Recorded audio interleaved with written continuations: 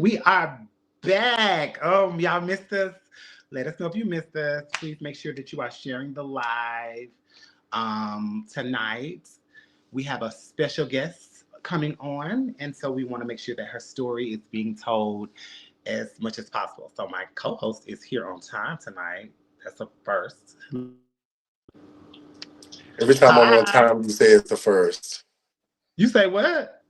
Every time I'm on time, you say for the first. You know what? We're going to be nice. How are you? I'm good. How are you? How was your I don't know what's weekend? going. It was good. I was with the baby all weekend. You know, I have a sty, so that's why I have to wear glasses. But I don't know what's going on with this screen. I don't know what happened, but we're in a box. I see it. Yeah. It's very small, so hopefully Chris can come in and fix the box. But because I don't know what's going on. I don't know what that's all about. But anyway, so the weekend was good. Spent it with Neff and yeah, so we have been gone for 2 weeks. So we haven't been on, so we missed a lot. So we can run through that really quick before our guest comes on. So we had to reschedule Roxy, guys, because flight issues with myself as well as Wendell coming back that Tuesday. I was at Mr. and Miss at Large in Supreme, Florida. And so the flights were messed up. Y'all know that was when the people, the government was shut down, so TSA was just a whole bunch of mess going on. Hi, Claim. And so we have to reschedule Roxy. We actually have to reschedule Roxy. We have to reschedule Trinity, and we have to reschedule Seymour. So we'll hopefully get to them before the year is out, if not the top of the year. And so congratulations to the winners down in Miss Florida. People was able to go down there and walk and stuff. And so we had a great time at Florida. And then the following week was EOY. So shouts out to Morgan McMichaels for winning that out in Louisville, Kentucky.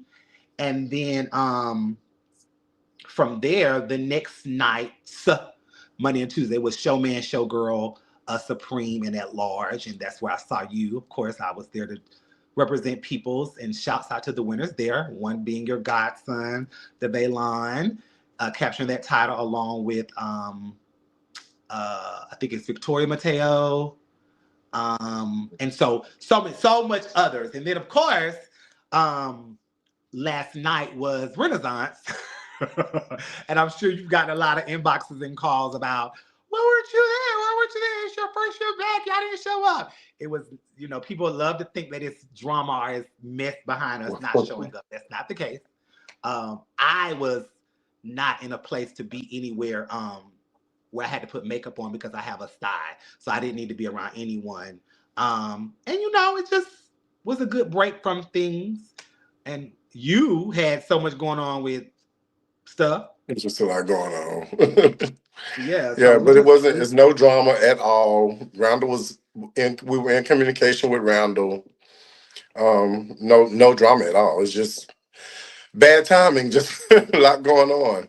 yeah, just that. But however, welcome to the family. Summer Hall Night, Gabriel Lord Dupree, Tiffany Starr, and Jason Dean, Giovanni Braxton. Is it Giovanni or Gianni? Giovanni, I believe. Giovanni Braxton. So thank y'all for showing up. I heard it was a great competition for the divisions that had contestants. Shouts out to Randall. Shouts out to my King Rico for holding it down for Amaya and myself. Shouts out to Kane, Al, Bianca, and Darnisha on their give up.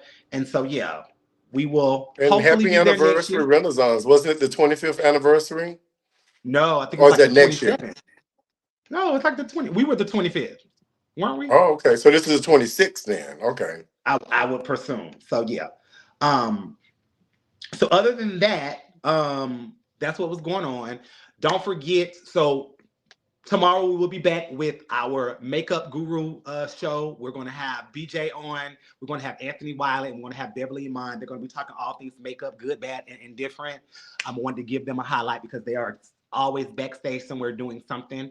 And then Wednesday, if you are in Atlanta, Georgia, or if you want to travel to Atlanta, Georgia, don't forget to go over to Best Friends. Katrina Davenport Dupree, the ruler, the grand ruler, is presenting a Thanksgiving Ruler. celebration. So she will be having that. And if you need any confirmation or anything about that, hit her up, inbox it. We did have the flyer up. We'll definitely post it up again tomorrow. And then next Monday is World AIDS Day. So you can come out and see myself, Amaya Glamazon, Katrina, I think Monica Dupree will be at Best Friends with a dinner, and there'll be some conversation about that in Atlanta, Georgia. And then we'll be back Tuesday with our guests. And then the following Monday, which is the 8th, is Stasha's charity event that she has every year. So if you're in Atlanta, you want to travel to Atlanta for a great show. It's a lineup of amazing people. Tasha Long, I think Mimi is on it. I think Chantel DeMarco, the Rulers will be there. Myself, I think Black America will be there. There'll be so many people there. So please come out and support that show as we get ready for the holidays. You know, this is a summertime for a lot of people that may not have family and friends and things of that nature. So make sure that you are being kind to people as much as you can. Make sure that you're loving people, always smiling, and just putting that positivity in the air during the holiday season, because so many people don't have families, whether that's voluntarily or involuntarily. So many people may not get a gift. And then our country is just going berserk right now. So we could all just use some positive energy. And so, yeah, any announcements on your end before I read and bring our guest in? No, just remember that World AIDS Day is December 1st every single year. But a lot of organizations that normally do huge events to celebrate have taken a pivot. So shout out to AIDS Healthcare Foundation and Gilead. Both of those individual organizations have canceled what they normally do to put money toward food deprivation in the LGBTQ community specifically, but also outside of those communities. So a shout out to them, because we like to talk about the things that happen negatively, but we don't talk enough about the big things. So for them to cancel these huge concerts that they have every single year to dedicate millions of dollars for food deprivation during this time of crazy governmental economic foolishness, it's a big deal. So shout out to them, and shout out to anybody who needs help. Make sure you reach out, inbox people that you may know. You can inbox me if you're in the state of Texas. If I can help, I would definitely help you with resources. And on next week, myself, Portia Shakay Paris, and Giselle Barbie Royale, and the rest of some other people from the city of Houston will be out hitting the streets with bags, and we're going to be doing non-perishable items. We're going to be doing food, water, socks, whatever we can give them. So if you are in the Houston area, make sure you link up. We're going to be downtown and in the Montrose area. That's it. And don't forget, if you know anyone, or if you are someone that will be in college, the 2026-2027 school year, HBCU specifically, I am wearing University of Arkansas Pine Bluff, HBCU out in Arkansas. Don't forget to apply for the I Do It for the People scholarship. Currently, we are at $1,500. All you have to do is be enrolled and attending at HBCU. It's 107. I think 80 of them are still open. You have to have a 2.5 GPA and just do a 60-second video submitted to me on why you deserve to be the inaugural recipient of this scholarship. I do have other HBCU graduates, such as my co-host, who will be putting into the pot. So it's going to be more than 1,500, but right now, that's what's coming from myself. You know, they are stripping loans from HBCUs. They are taking away all types of funding. And so anything that can help a student that went through, that is going through what I went through, to go to our schools and want to maintain at our universities, I think it's very important. I know that I will be limited to applications. However, if I'm going to invest in someone, I want to invest in someone like-minded and understand the reason that our universities are so imperative. So make sure you are doing that. The deadline is July 1, 2026. Of course, at my give up, the winner will be announced. I think I'm gonna have my parents go through all of the applications with the GPA as well as the video and kind of submit and see who they feel is the best for that. That's a good Because one. they That don't would be know anybody. nice. So, but in them being Grambling graduates, that would be perfect for them. Other than that, yeah, so that's going on, and a couple of other stuff is going on coming up with uh, community service project with myself, along with the ruler and Miss Vogue. So we'll get to that when it happens. So I That's wanted good. to have our guest on tonight. She is someone that I have little respect for a lot of people in this community, but she's definitely someone that I am so indebted to, as well as have the utmost respect for, and it has absolutely nothing to do with her on stage persona. Of course, we're going to get to the meat and cookies of that, but she is someone that I wholeheartedly look up to from a distance, but also in her face as well. She makes you think. She makes you understand little things differently from a different aspect. And I want to read her bio. So Toy Washington, and one of you know her as, most of you may know her as Ebony Sherry Reynolds. Is her summary, professional summary is this. Toy Washington Reynolds, a proud New Orleans native and Hurricane Katrina survivor, is a passionate community servant, minister, gender rights advocate, and HIV prevention activist with a mission to love her people to the next level. With more than a decade of leadership in LGBTQ organizing, she has become a trusted voice advancing transgender equality, repetitive justice, and HIV STD education. Toy is one of the founding mothers of the International Exclusive House of L'Armand. She is a national title holder in the pageantry community and has captured national titles such as Miss Black Universe, Miss Black America, Living International, Miss Models Inc., Black National, and regional titles such as Diamond of the South and Beauty of the South. As executive director of the Trans Women of Color Healing Project, Toy leads an organization dismantling systematic barriers to wellness, safety, and self-determination for Black trans women and gender diverse communities. She champions the voices of all experience of sexual assault and those at risk, with a special focus on Black, cis, and trans women. In 2024, Toy was selected to serve on the committee advising the revision of the USA plan to end gender-based violence. In 2024, she was honored by President Joseph Biden at the White House during the 30th anniversary celebration of the Violence Against Women Act for her contributions through TWOCHP in supporting survivors. Her collaborations include the U.S. Centers for Disease and Control Prevention, Gilead Sciences Purposes, Global Ambassador, and the Leadership Advisory Council for U.S. Business Action to End HIV. She has presented globally, including at the International AIDS Symposium 2024 in Munich and Gilead's Community HIV Vision 2024 in Amsterdam. And in October 2025, she was invited to join Gilead Sciences' first global prevention CAB. Toya's ministry flows through her work. She boldly affirms, we cannot heal what we cannot touch, calling the world to healing, equity, and justice. So listen, we love to have our entertainers on, but we love to have people that are doing things for the community, right? And this is what makes her the legend or the icon that we know that she is. So without further ado, we're 3 minutes behind. She's ready to go. We want to bring on the Ebony Sherry, Auntie, aka Toy Washington. So clap your hands and make sure you are sharing this for us. Hi. I lost my voice, so I'm a little hoarse, but who are you hollering at? So last week, as you all know, was Transgender Week of Awareness. And we did like a weekend of awareness that started with the first ever trans speed dating event, which was a huge success.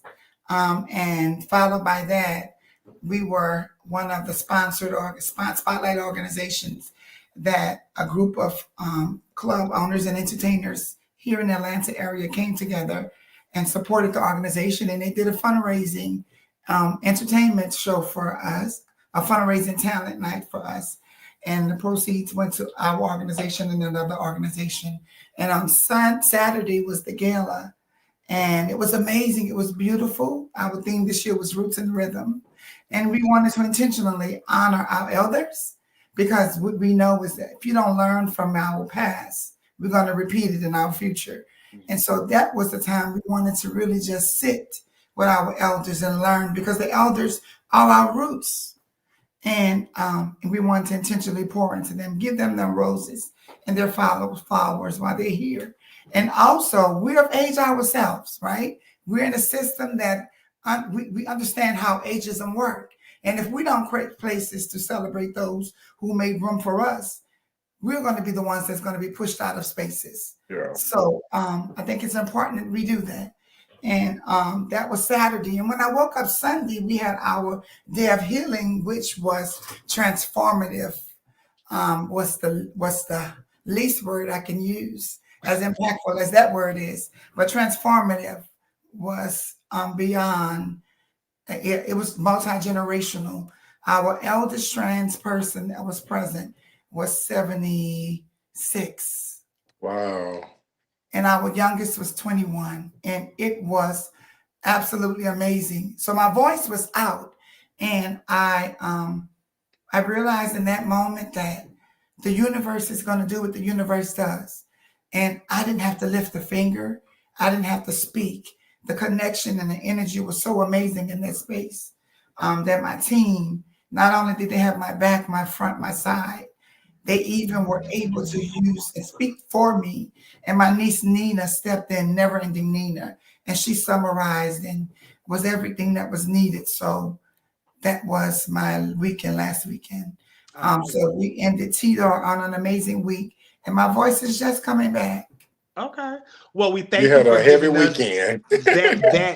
that opportunity to still talk to you, even though your voice is coming back, because I know that this will be a very enlightening and inspirational and wise conversation with you this evening.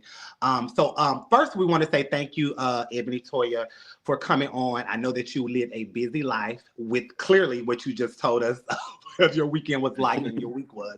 So to be able to have you on to just give us a little bit, a glimpse of your life, your story, your history, and your future is imperative to us. So again, thank you for coming on and talk to us this Tuesday, a Monday evening. Thank you all for creating this space to highlight us. If we didn't learn anything from the pandemic,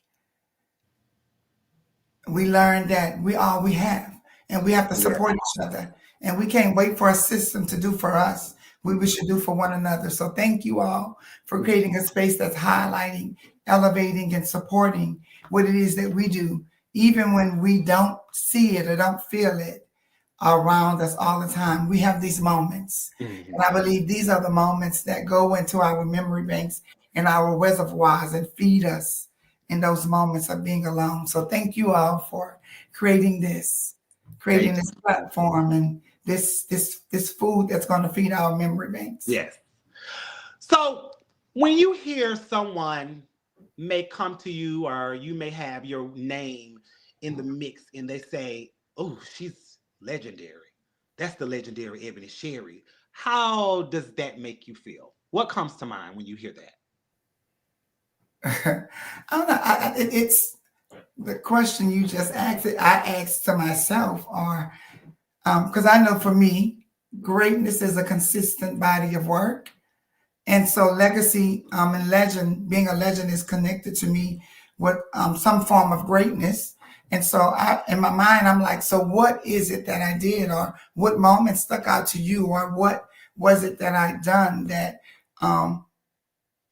made you compartmentalize me or give me that particular role or placement in your life? And once and if I can get the opportunity to know that, I now realize what my work is, to build on that, to expound that, because I believe that's what we're all here to do. Right. So there's someone watching, or there will be someone watching, because this does stay up, that may not know who Ebony Sherry is or who Toya Washington Reynolds is. So briefly, take us back to the streets of Nolens, where you were born and raised. Talk to us about life as a child coming up for you. Well, I'm going to try to summarize 40-something years in 10 minutes. Okay. I think I can do it. Okay. I started my transitional journey at 13 years old. I was in 8th grade. Yeah, 13. Yeah, 8th grade. I'm here. And like most folks that started that journey, I felt alone. I didn't see other folks that looked like me at that time. But I saw folks that needed me to exist and be that door so they can come through. And so that's what it was. So I started, and I just gave myself permission to be. I said, I'm not worried about what nobody else says. There was a person that was dealing with substance use. And I was crazy about her. She was crazy about me. Everybody in the neighborhood loved her. Everybody has this person in the neighborhood that they love. And they were like the shit in the neighborhood. And they fell on hard times. And substance use became their outlet. And it just so happened that that was her outlet. But she was brilliant. And we were walking one day, and she says, "You have to stop worrying about what people think and do what you do. Do what makes you happy." I don't know if she knew what she was affirming, what she was feeding, but that's what I took out of it. Mhm. I still don't know today exactly what her intentions were or what she was speaking to, but that's what I got from it. Mhm. And so from that moment on, I just started to navigate in my truth, and whatever that was and whatever that looked like. I didn't put myself in a box to try to help, to try to force it to look a certain kind of way. My existence and my purpose was to just exist. Mhm. Didn't subscribe to labels. My name was what it was. You know, when we at that time, we didn't care about the pronouns during that moment. We just want to be us. 13 years old, who cared? And so going through school, I met people and all of those different things. And what I did realize at that age, starting my transitional journey so young, was that no one really cared about me. No one really cares about queer, young trans, queer, or gender diverse people. I realized that at a young age. That was my perception based off of my experience. But what I also formalized and conceptualized in my head was that we are not the gift to them. The gift was what we looked like, what we owned, what we wore. Everything, we brought value to everything, but we were not the value. Mm. And because of that, I knew that because of my friends I started to associate with and I started to build a relationship with, I didn't want to receive the treatment they received. And I knew the only way that I could not receive that treatment was by showing up differently. I didn't want to be called out my name. I mean, at that time, it was normalized for blatant violence and attacks. You know, they would throw bottles at you with no strings attached. It was just for existing. Bricks, slander, all of those names were you were being called names and things of that nature. And I just didn't want. I knew that I experienced what it felt like to be safe, and I know I wanted to experience that again. And what I conceptualized in my mind, once again, me, this is an I statement, I Mhm. felt like it was connected to what I looked like and what I had and what I wore. And so I started to, in my, I think it was like 11th grade, 10th grade, maybe ninth, no, ninth or 10th grade, either or. I started to cut school in fourth grade, and I would go to the shopping malls and I would take orders, and I would come back by the end of school and I would fulfill the orders and I would have my coins because I had to furnish my transition. Right. I knew that my passage was my safety. Mhm. And so I had to furnish that. Mhm. And so I started by, at a young age, shoplifting. And the more fab I looked, the more passage I got through. Mm. And New Orleans is if you've ever been to the islands, and if you've ever been to New Orleans, you've been to the islands. And if you've ever been to the islands, you've been to New Orleans. New Orleans has an island mentality. We're very communal people. As I transitioned, so did my community. They were a part of my transition. They were the barometer on my transition. I knew when I was doing something good based off of their reactions of how I showed up at a second line or a DJ, or how I showed up at an event at the straight clubs. I knew that I knew it was a hit or if it was a miss.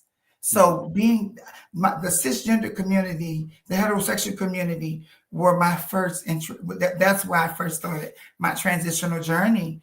And I never forget, I went to a second line. Me and my mama Paula. I met Paula when I was 14. Went to get my hair in a freeze. That's the time. That's that's what born males were getting at that time. And I was getting my hair in the freeze. And I told my auntie and Paula were best friends. And to this day, Paula is still my mother. She said, "Well, Paula can do your hair." I was like, "I don't want to go over there." She said, Paul ain't gonna do you nothing. I said, I'm not worried about that. I just didn't want to go over there. I didn't want to go over there because I didn't want my actions and my mannerisms to now be compared to her, of course, because she was outwardly trans in a different kind of way. She was haired and all of that. I just was feminine and all of that, but I didn't start wearing my hair and letting my hair fully grow out. And so I went and she was supposed to do a freeze. All of a sudden, I see blonde hair. I said to myself, I said, well, she must be getting ready for someone else. Fast forward, she spent me around like 40 minutes later, and she snapped, she said, nah, and gave me the mirror. I had a platinum blonde page board in my head, and she said, nah. And I just looked, I said, okay. Got on the bus, went home and pushed. That was it. Never had a conversation again about that. But I believe, I'm saying all this to say that life is like connecting the dots. It's no coincidence that we're here. I believe that everything happens for a reason. Each one of those people that I met are still a part of my life and played a very important role in my life. Mm-hmm. Those people saw something in me, my community saw something in me that I didn't see in myself. When I was, I went to jail for doing something I didn't even do. They said I was shoplifting. I didn't shoplift, especially at no radio store, girl. I didn't, girls steal music. Come on now, mamas. And so when I went to jail for that, downtown New Orleans, I'll never forget it. And they brought me downtown to booking. I never forget. I was doing some other stuff and I had some credit cards in my head because I had evolved from shoplifting. That's why I knew I ain't steal nothing. Mm-hmm. So I had some credit cards and I took the credit cards and I shoved them under my hair. And so when the police detained me, they went to search and they didn't find anything. So once I got to the cell, I balled it up and put it in the drain. And they called me. I went up to the pod, as they call them. At that time, it was 3 pods. And when I went up there, the first voice I heard, she said, "Daughter." I said, "Mama, what?" She said, "Girl, what's going on, girl? They told me you was down here, girl." And that was Paula. I'm like, "Oh, Jesus." I said, "Yeah, honey." She said, Girl, you ain't gonna be in here long. Don't worry about it, honey." I said, "I know, honey. I know." So 3 days, they said if I end up meeting this crazy boy, it's supposed to be only 3 days. Mm-hmm. Met this guy, we talked or whatever. And he was everything. He was real nice. All of the things I wasn't expecting to meet somebody like that in that place, right? And I now see how girls can go into the prison industrial complex and get stuck into that system. Because even though we talk about how harsh the treatment is, it was in that space where I've seen some of my sisters be normal, their existence be normalized, their womanhood be celebrated, protected, and respected, right? And so I went into the space and I met this guy. We talked or whatever. He was cool with one of the wardens, and they unlocked the cell so we can go. I went over there by him. The warden, the pod officer at night came and did roll call. I was somewhere I wasn't supposed to be. This was in his cell. And so because I was in his cell, I was out of place when they did roll call, which means I had to go before disciplinarian because that was a charge. Escape. And so I went before disciplinary and they said, "How did you plead?" I'm like, he already had told me. He said, "Well, when you go to disciplinary, They're gonna already ask you how you plead. Just tell them or whatever. Just tell them not guilty, and they're gonna just it's not gonna be on your record. You're just gonna have 15 days in disciplinary, and when you get down there, I'm gonna come down there and be with you, and we're gonna be good. Mm-hmm. You're gonna have nothing to worry about. Just don't talk to nobody. They're gonna have a bunch of niggas down there. I don't want you to talk to nobody because I know how they play down there. Everything he said was true. When I got down there is no population. You now with the trade. You're down there with the trade, so it's like 50 of them, and it's almost like a catwalk. So you got to walk down this whole strip, and they're seeing me, and they're like, "Man, what the?" And anyway, and so I'm going through this whole process, and I'm just in my mind. Every step I take, I'm falling to pieces. Yeah, because it was a whole new experience, and so it was nighttime. Everybody was locked up, and all of the things. They got out later that day, and the guy next to me was talking, and he was like, "What floor you come from?" I told him the third floor. There was 2 floors where they were housed trans or gender diverse people at the time, third and the 6th floor, and he said, "What floor?" I said, "Third floor." He said, "You talked to somebody up there?" And I was like, "Yeah, I might." He said, "Oh, yeah, he'll be down here." I'm like, "Well, okay." Sure enough, about 2 hours later, he's down here. And so the whole time I'm down there, me and this guy connected and bonded. And it was something that I never experienced before. I never thought that that type of experience could be what it was. But I also realized it was God protecting me. I also realized that God shows up in so many different ways. Mm-hmm. And so but I also, when I went to court, they asked me, did you want to, if you didn't have the money to pay, and this was a turning point for me. If you didn't have the money to pay the bond, you can just do 15 days and it'll be off your record. You won't have a record. I said, okay. So here it is. I'm doing all of the things. I'm now 17, going on 18, and shoplifting, and now going into credit card theft and stealing, and went to court and didn't have $250 to pay my bond. Nor did I have a relationship at that time with my biological family to call or know anyone I could have called. And so I sat there the 15 days. And when I got out, I ended connecting to Allegra. Allegra White. Yes. Being emotional thinking about it. So I ended up connecting with Allegra. And Allegra in return connected me to Tyra. And I ended up going to this. That's when I started to go to the gay clubs real heavily. First time I went to a gay club, I was 13. I went twice and I haven't been back until I was 18. It was not for me. Didn't want no parts of it. First time I saw a trans woman, it was Jasmine. She was doing, I heard it through the grapevine. Never forget it. Drop dead gorgeous. But I ended up meeting Allegra. Allegra connected me to Tyra. And we went to attractions. And as I was talking to Allegra, she said, you know about pageants and stuff? I'm like, no. She said, oh, okay. Because I was taken aback by watching all of the girls in that way. And that night, I never forget, India Sherry, who became my my entertainment mother, my pageant mother, who became my mother, who named me.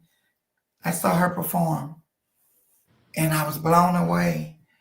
And Allegra was like, "Oh, you see it for Miss India, girl. You see it for Indian Sherry." I said, "Yeah, she's gorgeous." She said, "Okay, yeah, ma'am." So next time, Allegra called Monday. Allegra had called me. She said, "You want to be in a talent?" I said, "A talent?" I said, "Girl, I don't know nothing about that. What you do with that?" And so she ended up, India came, got me. And that's when I became connected to community. It was because of Allegra and Tyra and India I got introduced to this community and this subculture that has changed my life forever. You said something that I want to go back to. You said that when you were in jail, you couldn't call your biological family because you didn't have a relationship. Open that up for us. I didn't have a relationship because I chose not to. I intentionally, I've always been stern and had my own belief system. Mhm. And yeah, I've always had that. And so I believe that distance was the way to, you can't teach, you can't treat, you cannot control people, but you can teach them how to treat you. Mm. And at that time, I believed that distance was one of the ways you can do that. And I distanced myself because I had to demand respect. I had to demand respect. And I also believe that there was a necessary journey. I don't regret any of it. I don't regret any of it. Me and my family have an amazing relationship. My family is extremely intertwined. They were then, but I just wanted them to get the opportunity to grieve that image or grieve that version of their family or that relative that they had gained a relationship with. Give you the process to deal with all of that because that's not mine to carry. Wow. I want to give them. So you were living the life, clearly just being the sickening girl that you have always been in the Not at 18. 18, it was, I wasn't a devil's doll, but I also I wasn't I wasn't a brick. Something is telling me that's not true because it's something out of that Louisiana water, baby, especially specifically Nolans, where it's everything coming out of there just about is just pussy cunt. But you are adapting to the cis world and they're accepting you for this beauty.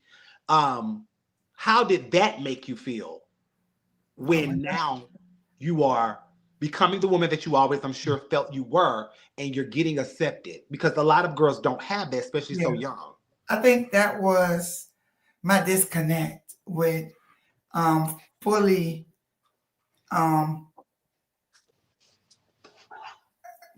fully connecting with my LGBTQIA plus community, especially when it came to pageantry.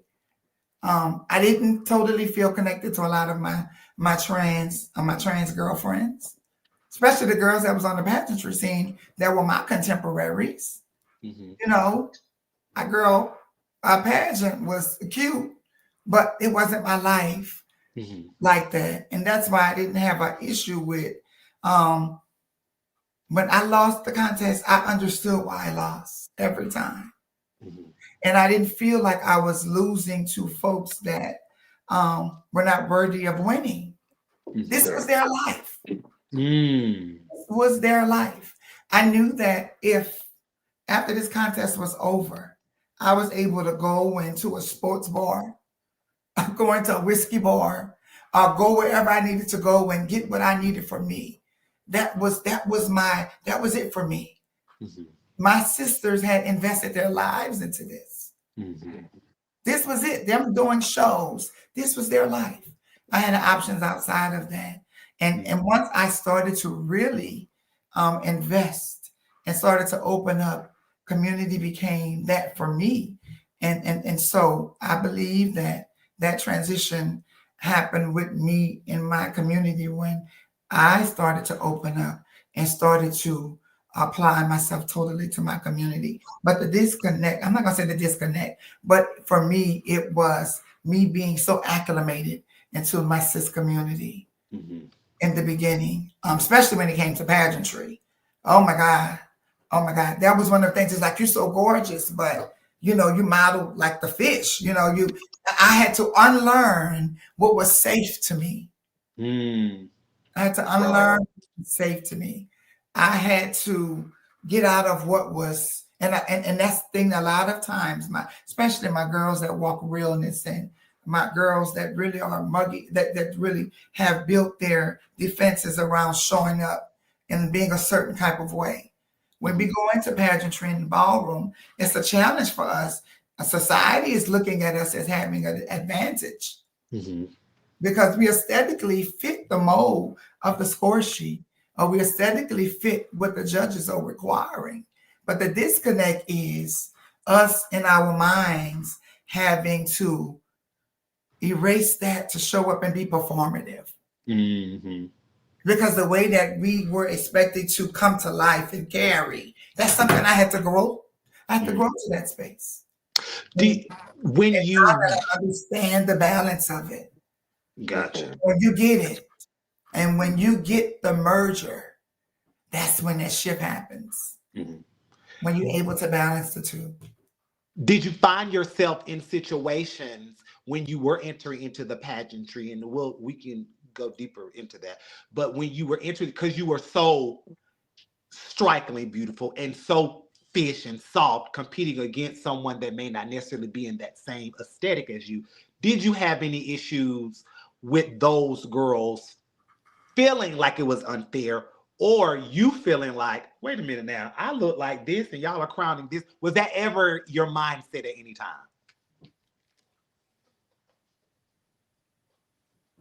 I would be lying to say if I didn't. Come on now, girl. Okay. I mean, yeah, I mean, I would be lying to say that. As Ebony, yes, but as the leader, but yeah, I would be lying to say that. We all do. We all do. When you prepare,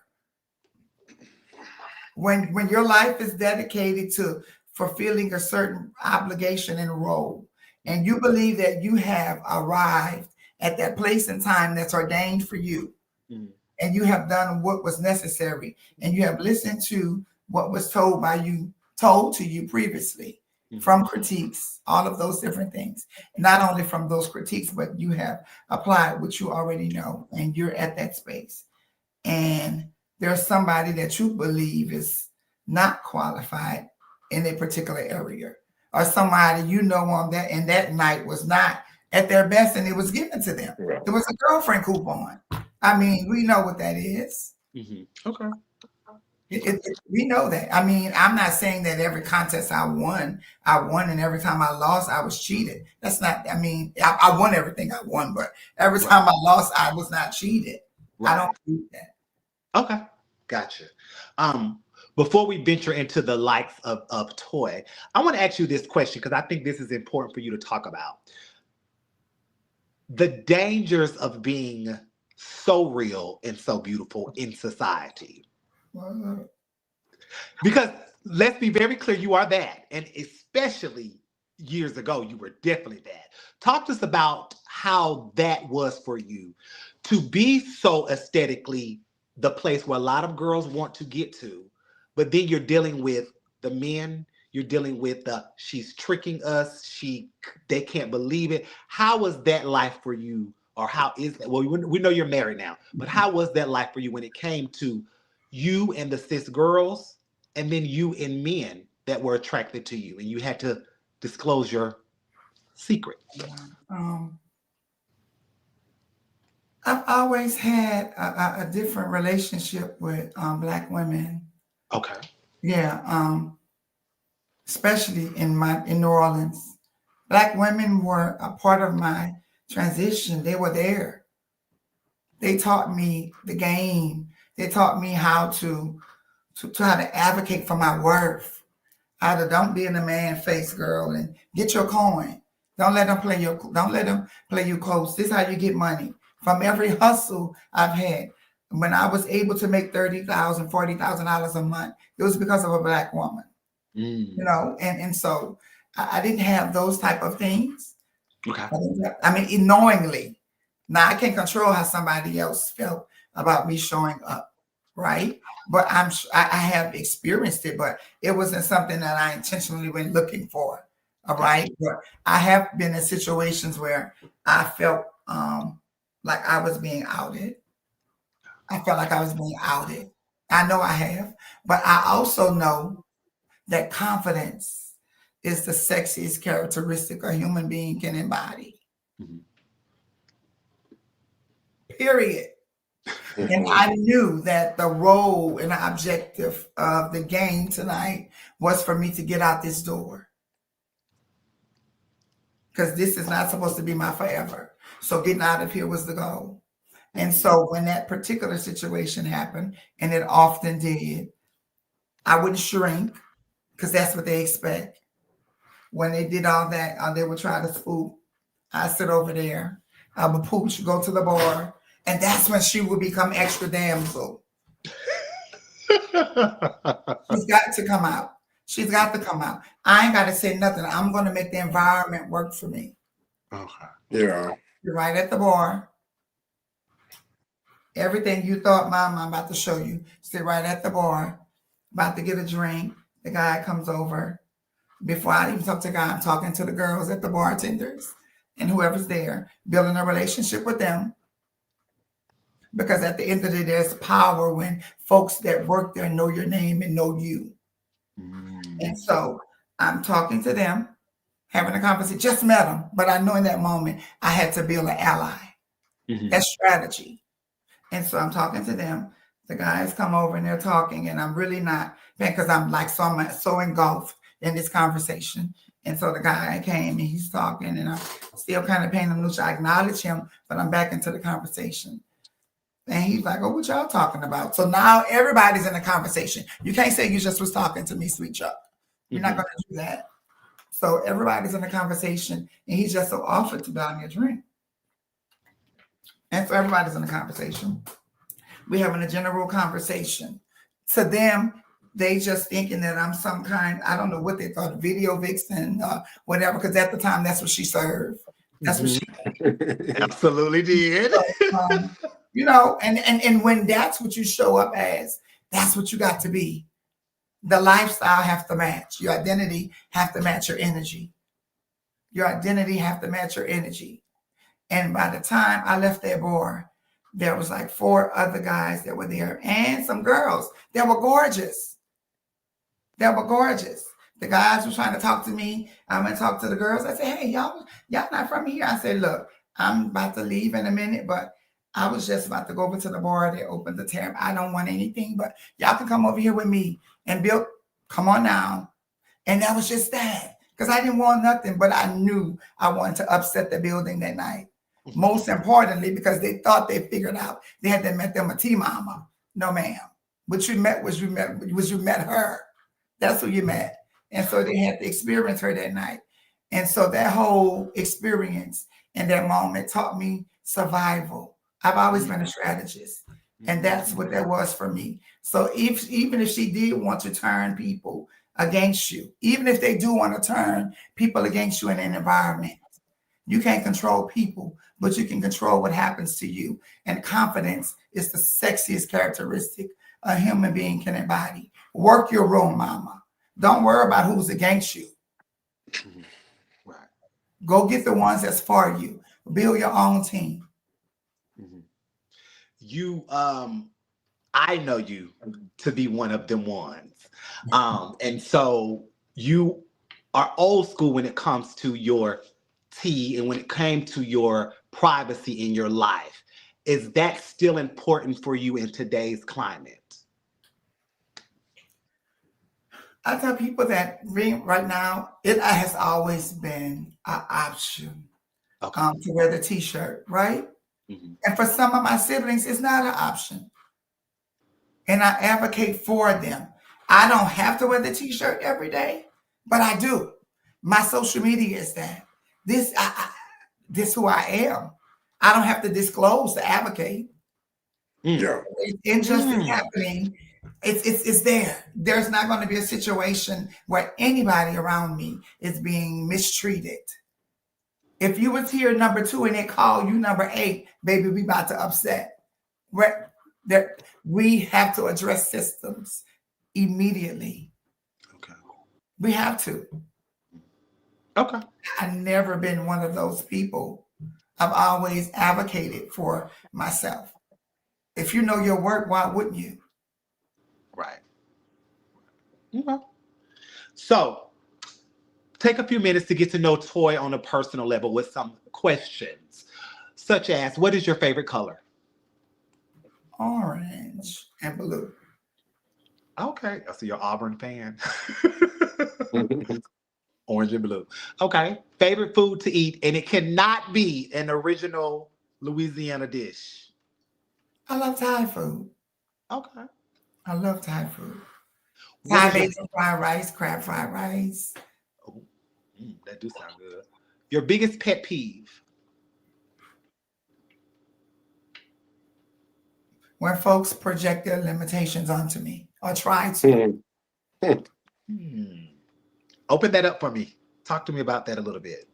When you hear folks that still speak with folks that still haven't practiced deletions and deletions and distortions, Mm-hmm.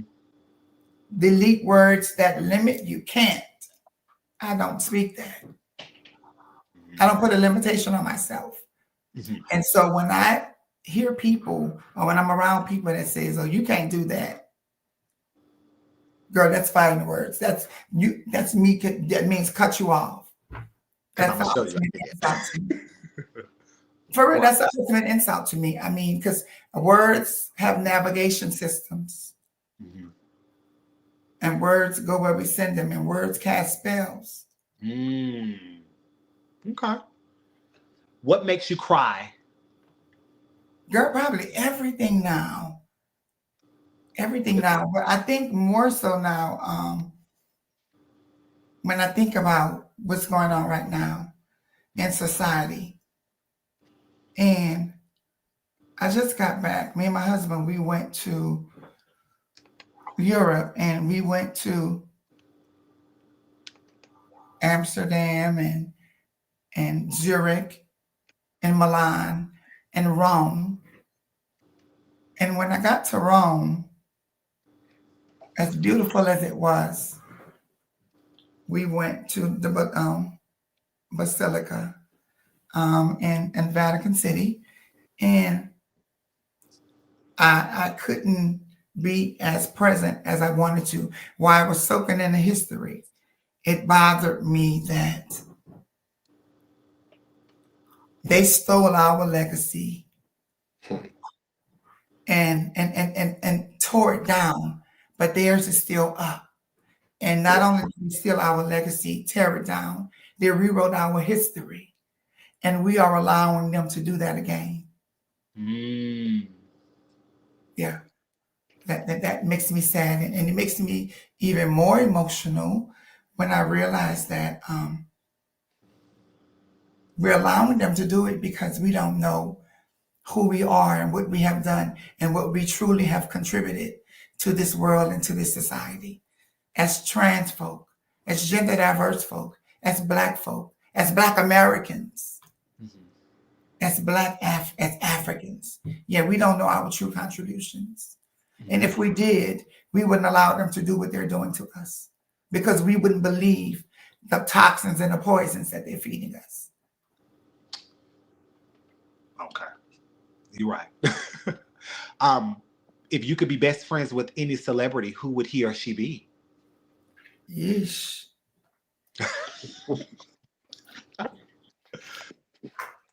Yeesh. Oh, wow. Oh, wow. Celebrity. Who would it be? I guess the cliche thing would be to say Oprah. But I can say that and mean it. Mm-hmm. I can say that and mean it. There is an awakening that happens Mm-hmm. because there's transitions. Mm-hmm. And I believe the goal of every human being and every person is to get to the better version of yourself. Mm. And that's the purpose of life, to get to the best version of yourself. And I can say Oprah's life classes and Soulful Sundays has been instrumental in that. It's been instrumental in building that confidence. When we're suffering and dealing with things alone, we feel. When we think we're the only ones that's experiencing things, we never know the magnitude of the greatness of those things or the lessons that they're trying to tell us because we just internalize them. And because we don't have an ecosystem or community to really share it with, we deem it as something bad. But once I started to look at Sundays, Oprah Sunday sessions and life classes, as I started to hear folks that went on to do amazing things, I heard that when I started to hear that the things that they're experiencing, I'm experiencing too. Mm. That aha moment that they had, I had too, but I just ignored mine. So I began to listen differently. So yeah, I think I would have to say Oprah, because her intentionality with helping others get to the best version of themselves and get to that next level. Okay. What are 3 things you know that you can work on about yourself?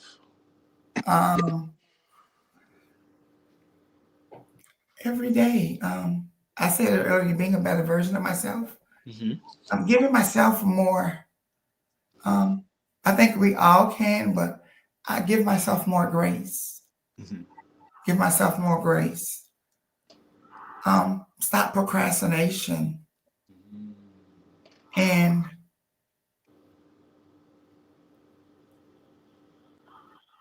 work harder to be that version of myself that I see in my dreams. And that's the version that I believe that God has given me.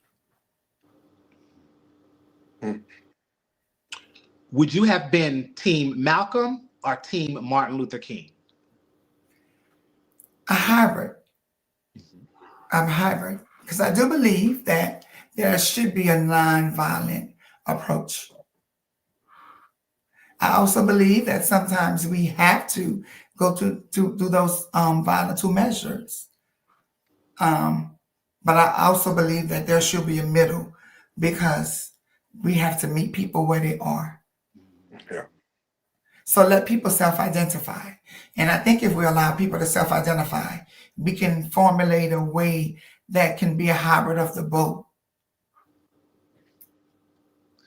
We often hear people say, give them grace. What does that mean to Toya? Oh, I don't expect people to be perfect. I don't expect people to be perfect. I forgive people because I know I'm going to fuck up. And I'm going to want somebody to forgive me when I do. I mean, we should also have like levels to it. You should also have boundaries, but giving grace because we want it to be given to us. Gotcha. If you could live it, we want people to forgive us. I'm not perfect, so I don't expect other people to. Create an environment that's allowed. If we want people to be real, we have to create an environment that's going to allow people to be the best version of themselves or be themselves. And that's not being judgmental. Yeah. I can't get the best version. I can't get Trinity to be herself if she called me and she said, well, girl, I just turned 4 dates. And my response is, well, how much you got? Hey, what? I'm just using that for an example. Yeah, I know. I know we're so judgmental around sex work, but sex work is real work. Yeah. Right? But I'm saying that if we so judgmental behind that, we're judgmental behind sex. Anything around sex, we can't have healthy sex because there's such a stigma around sex. Yeah. So we can't talk about life-saving methodologies and we lost our friends because we can't have conversations that we know can be life-saving. And I refuse to. I've had people that I love and care about that look different to me. And I'd be like, baby, look, I'll bring you, let's go to the clinic. Before I got into this work, my friends and my family know, baby, let's go to the doctor. I'll walk you there. I'll go. Before I got into this work. That's how I am. You ain't got to go alone because I don't want you to feel isolated. But we have to create the environment that we want people to exist in if we want the best version of them. Right. Trinity, I have a few questions. And what's up, Toya? My first time been saying something, but I have a hard stop at 8 o'clock, so I want to first apologize because I have to get on another call. So I want to make sure that I say that I have ask you a few questions before I take Okay. my exit. But I do apologize for that. The first thing is when, I've known you my entire adult life. Well, walking into my adult life, actually. So, and when I met you, it was instant for me. Like I instantly felt connected. I instantly loved you. I instantly felt warmth from you, but your aesthetic was, like you said, very video vixen. But meeting you, it those things. And I remember you had a bond. It was a pageant you were in, but you had a snatch with a bond. And I was arguing with people because I was like, that's a woman. Like, no, no. That's not. So my question to you is, even in all of the chaos of that era, I never saw you loud. I never saw you show up obnoxious. And I find that to be a form of leadership. Where did that come from? Because that was a very long time ago, and you were definitely in your poppin' era, but yet you were still calm in the midst of chaos. So where do you think that came from? I had some amazing leaders and teachers. My mother, India, Karima, my auntie Karima, Auntie Terry, Opal. And they always say, do as I say and not as I do. And they also always told me that don't base your future off my actions. Your journey is different, Mhm. right? And I also knew that I spoke volumes in other ways. I didn't want to be a tchotchke. I didn't want to be I didn't want to be too much. If the aesthetic speaks, what you got to open your mouth for? I mean, and so especially in those kind of situations, that I believe even in this day, I'm working on my New Year's resolution is to please God, even in my silence. That means navigate with a certain level of energy that shifts the room, that makes people feel at ease and okay. And I know it's possible because I was able to shift rooms when I was younger in a different kind of way.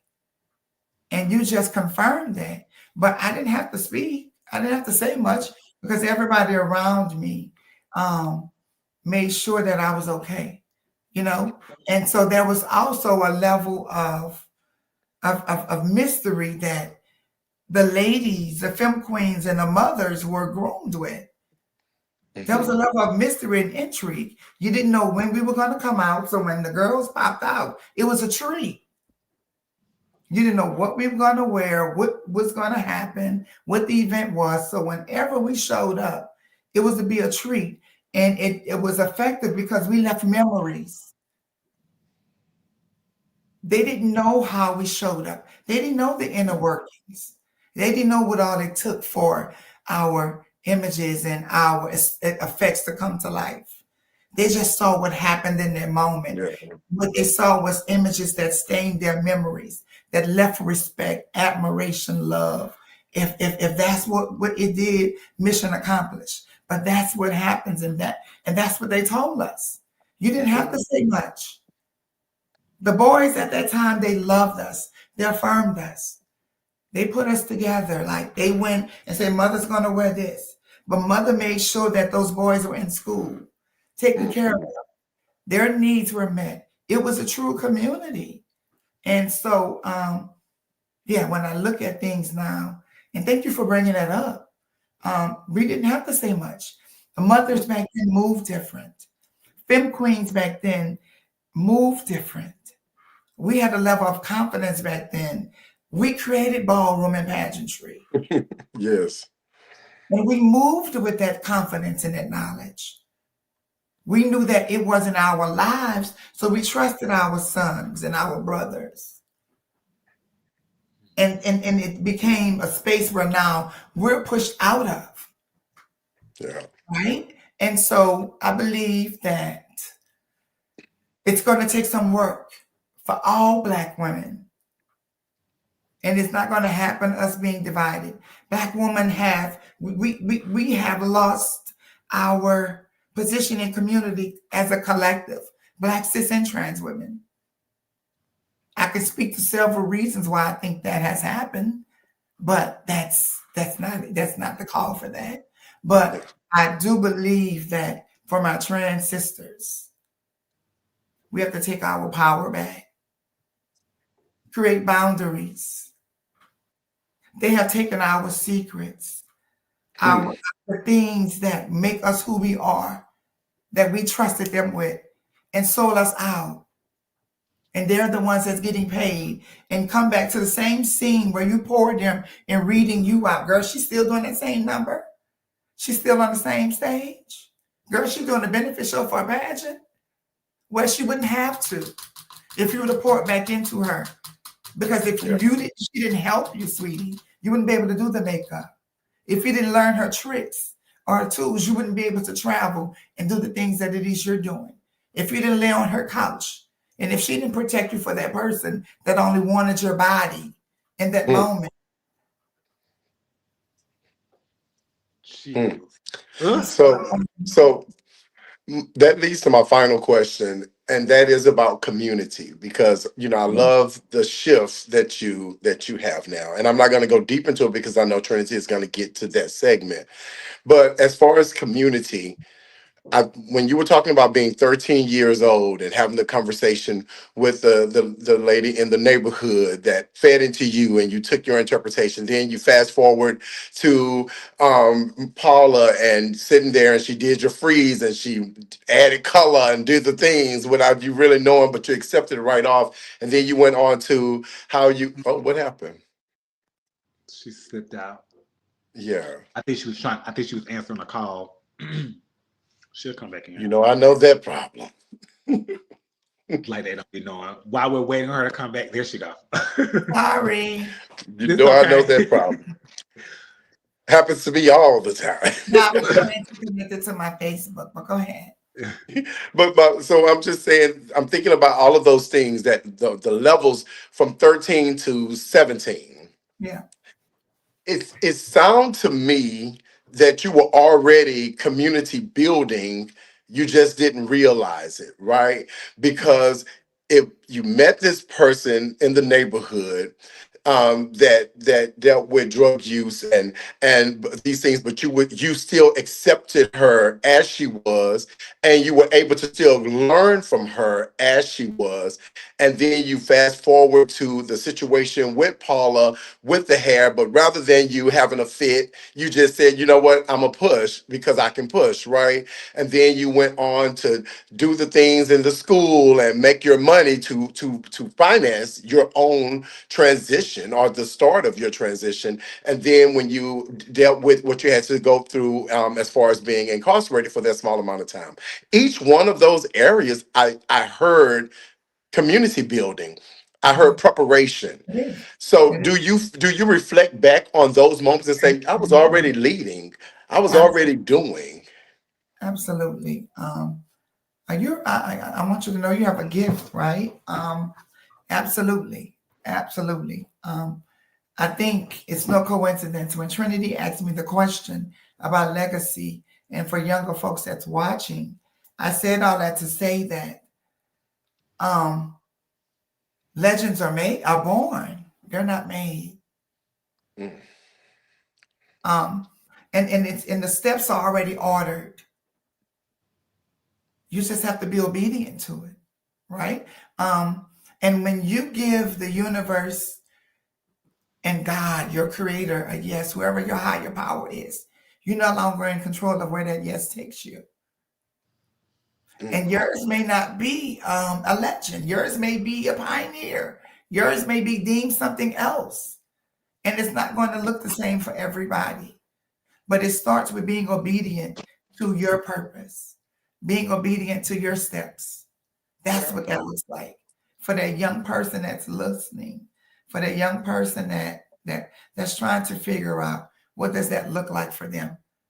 It looks like you being obedient to the steps the steps that it will take to make for the steps it will take for today to happen. The steps up to your tomorrow begins with the journey of the steps you make today. Love it. Love it. Well, thank you so much. Again, I apologize that I have to step, but I'll talk to you I can talk to you anytime. So Okay. thank you so much, Trinity. Thank you for doing what you do, because you know Trinity is gonna do it. Oh my God. And y'all have a beautiful evening. All right, bye. Bye. All right, so now we can have some girl talk. So, before we play the game, I want to talk on this subject because you were affected by it, of course, Hurricane Katrina. Talk to us about your life from that moment, your journey to Memphis, and all of the things that happened for you and with you with Hurricane Katrina. Girl. Oh my God. Ooh, um, so fortunately, I was not home when Hurricane Katrina happened. Mm. When Hurricane Katrina happened, I was already in Memphis with my son Zion at the time. He wanted to go to Memphis to get something made for Turnabout. Girl, they had a Turnabout show in New Orleans, and he wanted to compete, honey, and you know they're real competitive. So this was 2005, Mm-hmm. August, and he was like, "I don't want nobody down here to do my stuff, baby. I want to go to Tasia." Mm-hmm. I'm like, Tasia, okay. So we went to Memphis. At the time, I was Liberty International. Mm-hmm. I just won the pageant in June. And so went to Memphis. I said, well, since I'm going to Memphis, let me pack something. I said, because baby, I know how Memphis is. Memphis love drag and shows, honey. I don't do all that, but I can look nice. So, honey, got down there and we went out that weekend. Still ain't know a hurricane was going on. Mm-hmm. Went out that weekend, went to the club, went to Paragon. Never forget, I wore this black and white sun hat. It was like it was by Ferragamo. Never forget it. And this black tube top and this little white skirt, very town and country.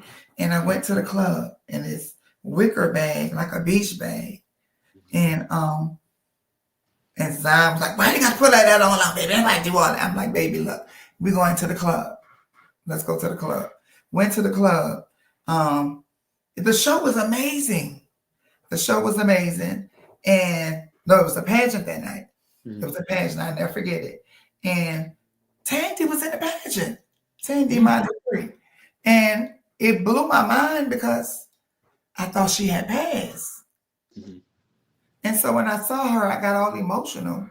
And so they announced me as Miss Liberty International and all of that. And, you know, things of that nature. It was a Friday night. And that next night, which was Saturday, we went to Illusions. And everybody was real sweet, welcoming me in. I'm like, okay, well, girl, now it would make sense. Bitch, this is going to be your home. Oh. Because that weekend was magical. Like, that weekend was magical. Until it was Sunday and it was time for me to go home. Mm-hmm. And I went to Coco's house. And because the stuff was ready. And we was upstairs talking. And she was like, girl, so, sis, what you gonna do? I said, what you mean, girl? I said, girl, we about to get on the road. I'm ready to go home. She said, well, sis, where you been? I said, girl, what? She said, oh, sis. She said, sis, you might want to sit down, girl, but your city closed. I said, closed? She said, girl, your city underwater. Girl, she put the news on, and that was my first time hearing that. That was my first time, because I saw a bunch of cars from New Orleans there in the city, in Memphis. But my crazy self, I thought Lil Wayne had a concert or something. I never thought that. I never thought that. And so, and once she told me that, I began to panic. The towers were down, couldn't talk to nobody. So I didn't know. That was a moment of chaos for me. Mm-hmm. I didn't hear from my people maybe until some of them were able to leave out from that area and were able to get to cell phone towers where their phones would work. But immediately, I met folk, because once again, like one they'll say, my life has always been connected to networking and meeting people. I ended up meeting some folk when I was Liberty. Right after I won, I met them and I did a show, and they booked me to come down, and I came back, ended up moving there, living there for a while, told me to come interview for a job at Macy's in Oak Court. Dante, I love you. And I interviewed for the job. And when I interviewed for the job, I had to interview for that particular job with Dior, and end up interviewing for not just that particular role, but for the role as the manager. Interview for the role as the manager. I did all three of my interviews in the same day. It just so happened that all of the people I needed to interview were there, and I started my job 2 days later. And so I guess I was living in Memphis, and so that transition from New Orleans to Memphis was, for me, it was amazing. Okay. It was amazing. Memphis is like my second home. I love Memphis. The people in Memphis are still a part of my life, my community, my sisters, my friends I've met in Memphis are still a part of my life. I love Memphis. That was the first place I've ever been on a showcase. Memphis made me a drag queen. Because they drags. Oh, Did you ever find yourself wanting to move back once New Orleans opened back? Did you ever want to go back? Yeah, it's crazy you asked that. I was going to move back. So I moved to Birmingham in 2019. Mm-hmm. And I gave myself 2 years there. Mm-hmm. After a turn of events, I gave myself 2 years there. And because that's what the universe had revealed. And what I had learned over the course of my life, that I had to be obedient to what the universe and what God gave me. And so I gave myself 2 years. And I said that I was going to move back to New Orleans, do something with my community, and probably occupy some kind of seat in local council or something, right? That's what I told myself. God had other plans. Clear. I moved in 2021 to Atlanta, got engaged and married. So that's what God had planned. But he gonna always make you laugh at your plan. Oh my God, God has a sense of humor. But my plans were, when I left Birmingham in 2021, to go back to New Orleans. But God had different plans. Gotcha. Okay. So at this point, we play a game. I will give you 10 words, people, place, things, something you may have done, something that we know about you, and you give us the first thing authentically that comes to your mind when you hear that word, person, place, thing, or event. And you can give us a short summary on why you chose that word. So the first person I will pick will be my bestie. What's the first thing that comes to your mind when you hear or you see your baby girl, Ebonee Sherry? Oh my God. That's my seed. That's my firstborn. Ebonee has been my child since she was 13. It's crazy. I started my transitional journey at 13, and she has been my child since she was 13. I see me. I see all my messy parts, my beautiful parts. Every parent wish that their child can be a reflection of their progresses and not their mistakes. And my baby is that. I'm extremely proud of her. I love her.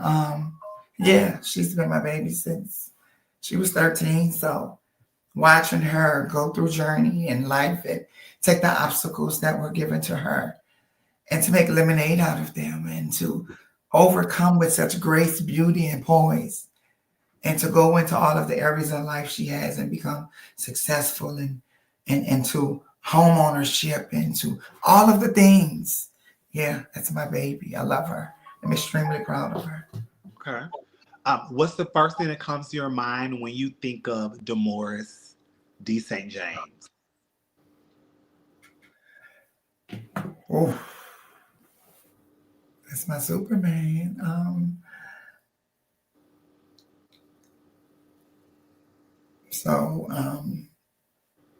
I met Dee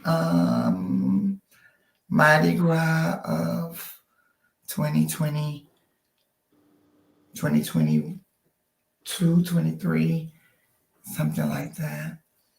And we connected that weekend because he was dating one of my good friends. And my friend left him with me and we connected. And from that connection, Mardi Gras, he promised and we promised that we'll always be a part of each other's lives. And that was a commitment and a promise that we have always managed to keep. I moved to Memphis, and first person I saw when I had to move to Memphis, when I went to the show, was D. Oh, my sister here. Bitch, be on the show. Yes, ma'am.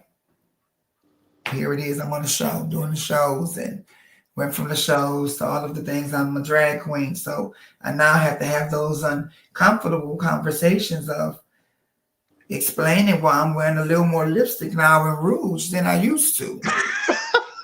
Because, I had to now merge that, I didn't have that balance at first. And when you didn't, put all of the things where they need to go, if you put an eyelash on, it now becomes wait a minute.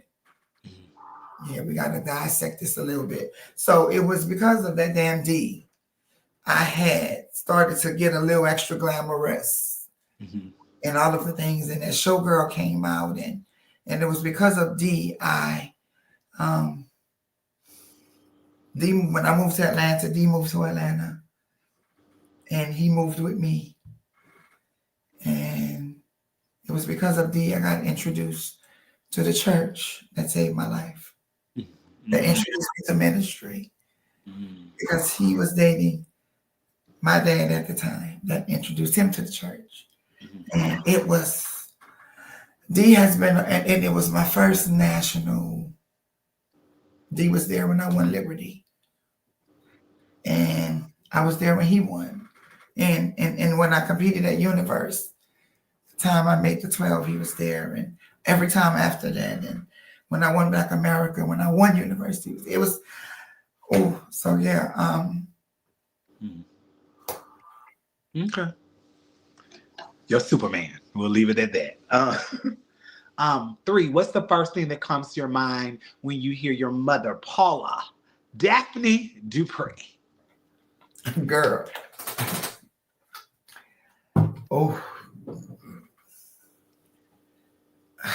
Loyalty, consistency,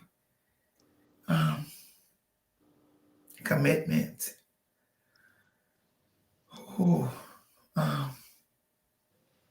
She is one of the most loyal, consistent people you ever meet. Like I said, I met her when I was 14 years old, and she has been the same, nurturing, pouring.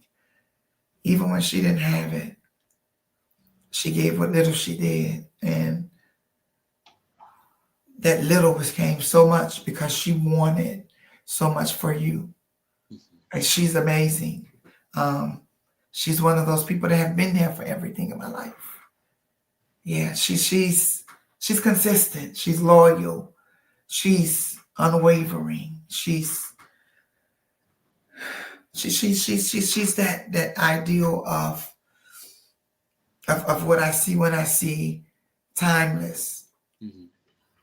She's always there. She never changes. And that's what I look to when I want to realign myself, or when I feel like I'm losing my moral compass. I think of Mama. Okay. Shouts out to Paula. Love you, Mama. 4, what's the first thing that comes to your mind the night you won Miss Liberty International? Girl, what the fuck have I done? Yeah, oh my God. Like,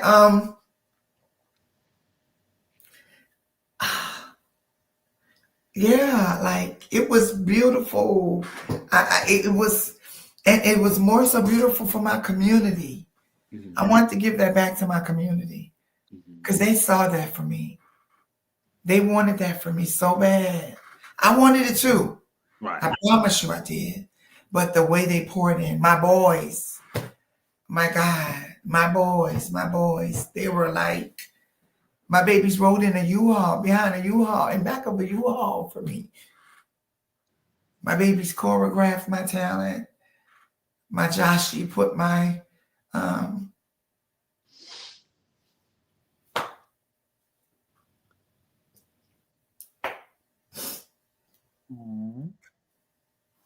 Well, they love you. You came, let me make you laugh. Your registration the next year, you came in there, honey, with that crop top on. Baby, y'all, Ebony no walked in there girl. when she say That video was the year I won, girl. Oh, the year she won, excuse me. Girl, She I had that came in crop there. top on. Like the Girl, true video vixen back then. I came in there. Girl, I'll never forget it. With a John Deere straw hat, with the John Deere titty top, girl, with the big Louis Vuitton Western belt, with the denim skirt, and a Manolo Blahnik, little Manolo Blahnik boot, girl.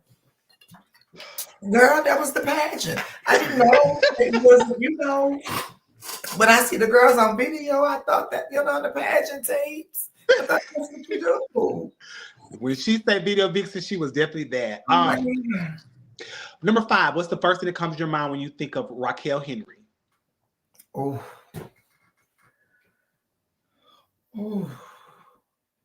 Oh my God.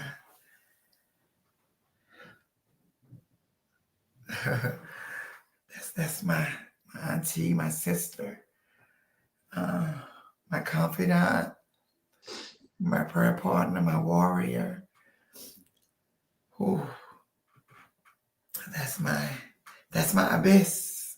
I can put it there and know it's not going nowhere. We're there for each other. There's nothing I can't share with her. And we're there for each other. That's my iron. She feeds me the word. I know that God called me. I know that God uses me and shows up in me and through me. I know that I'm divinely created and ordained by the ancestors. I know that. But I also know that I'm called this season to do it in this thing, in this organized way, in a religion format. And why I understand who God is, and I know who Christ is, and I know who the Savior is, and how the universe shows up for me. I don't understand that thing called church all the time. And so when that shows up, I have my Raquel, my elder, my minister, my bishop, that walks me through that. So I'm not out of protocol. So I'm able to be who I need to be so the people can get what they need. So I'm not a distraction. So I'm in alignment. Okay. 6, what's the first thing that comes to your mind when you think of the night you gave up Miss Black America?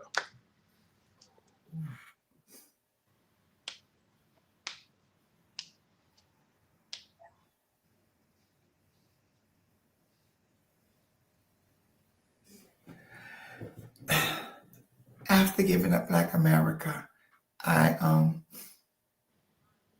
wanted to make the mantle bigger. I wanted to make the mantle bigger because I said, and we have to be careful what we give the universe, because I said earlier that the universe and words have navigation systems. They go where we send them. I kept saying that I had a list of pageants that I was going to do, and Black America was going to be my final pageant, because I wanted to give Black America the credit it deserved. Because Black America was the first system that I went to in the Black community, not just it being the oldest, but it was the system that honored, highlighted, and respected individuals that had a platform and brought something into community outside of their contributions on stage. And what I had became clear on is that Black Universe was amazing because it solidified my legacy on stage. It solidified my contributions on stage. But Black America gave me the ability to take my mantle and gave me the authority and the permission to take my contributions as Ebony Sherry off stage and to connect it to Toy Washington Reynolds and do that on a global platform. It gave me the permission because I got tired of people saying, once again, I don't like people projecting their limitations. I got tired of people saying, you're investing money. And that's all of us that do pageantry. Mm-hmm. That's a part of this art form and this subculture that say you're investing this money into something that you cannot put on the resume. You're lying. Because you can. Mm-hmm. Anyone that's a part of pageantry that has won a title, especially a national title holder, you're a community stakeholder. You have the ability to organize and pull people together. You have the ability to now be able to be a project ambassador. You now have the ability to be a leader and to also offer leadership development because of your contributions you have made. Over the years of you being a part of a system or your attempts to win, you have cultivated and won the lives and the hearts of thousands of people.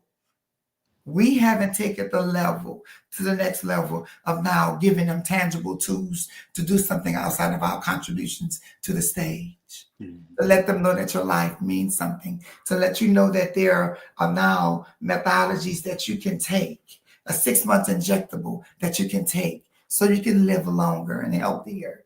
And you don't have to worry about a stigma that a daily pill reminds you of. Or you don't have to look behind your back, that you can have safe sex now and not worry about it. Or you can live HIV positive, a healthy, full life with no limitations or barriers. Mm-hmm. Because we have lost so many people in community that love to stigma because our contributions did not leave the stage. But Black America gave me that permission to be able to travel globally to do that as a national title holder, because the system called Black America gave me the platform and the permission as my reign, during my reign, to do that. Gotcha. What's the first thing that comes to your mind when you think of or you see your iconic sportswear the year you was first runner-up? Oh my God. To Universe, excuse me. Let me say. Oh God. I think that was a moment that that whole year was, I spent so much money that year, Jesus. I mean, just I think of that sportswear and I think it was iconic. I do. But I also believe that it happened because it needed to happen and the universe needed that to happen. Nothing happens by coincidence. Chase, that was a part of it, is in college, doing amazing. Andre is now a ruler. That built our bond. From that moment, everything that I have done on the stage, Andre has been a part of it. And I hope he feels the same about me with him. So a bond was created. And it also introduced me to community in a different way and made them respect me differently. So I tell folks all the time, greatness is a consistent body of work. Mm-hmm. You don't have to win the pageant that night to win folks' heart. You just have to be willing to do the work to build on the work you have done that night. And so that gave me footing and ground to be able to build that legacy that you mentioned earlier. Number 8, what's the first thing that comes to your mind when you think of being a wife? Ooh, think of sacrifice. I think of commitment. I think of joy and happiness. I think of not having to worry about not knowing what the back of you look like. Not having to worry about shortcomings because I have 4 hands now as opposed to 2.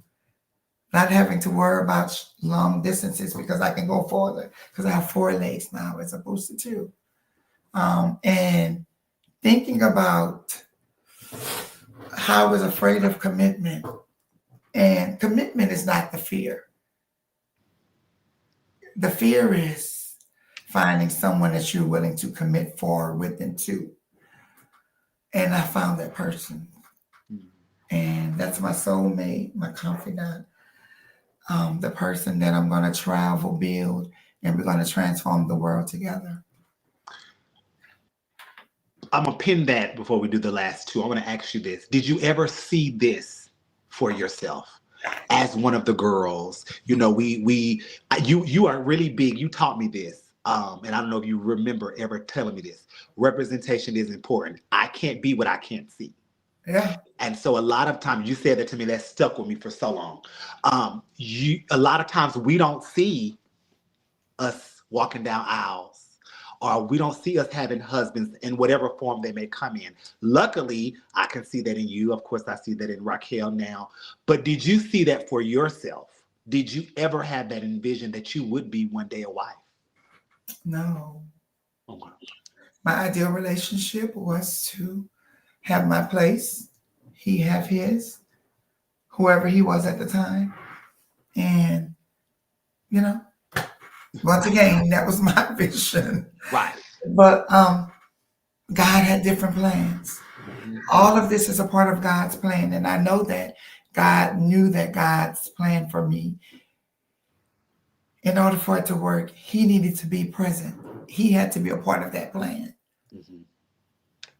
He was a part of that shift. He is that shift. Mm-hmm. And so I didn't envision it. I didn't envision being in Atlanta. I didn't envision moving back to Atlanta. I didn't envision being married. But my husband did. He envisioned when he proposed to me. Yeah.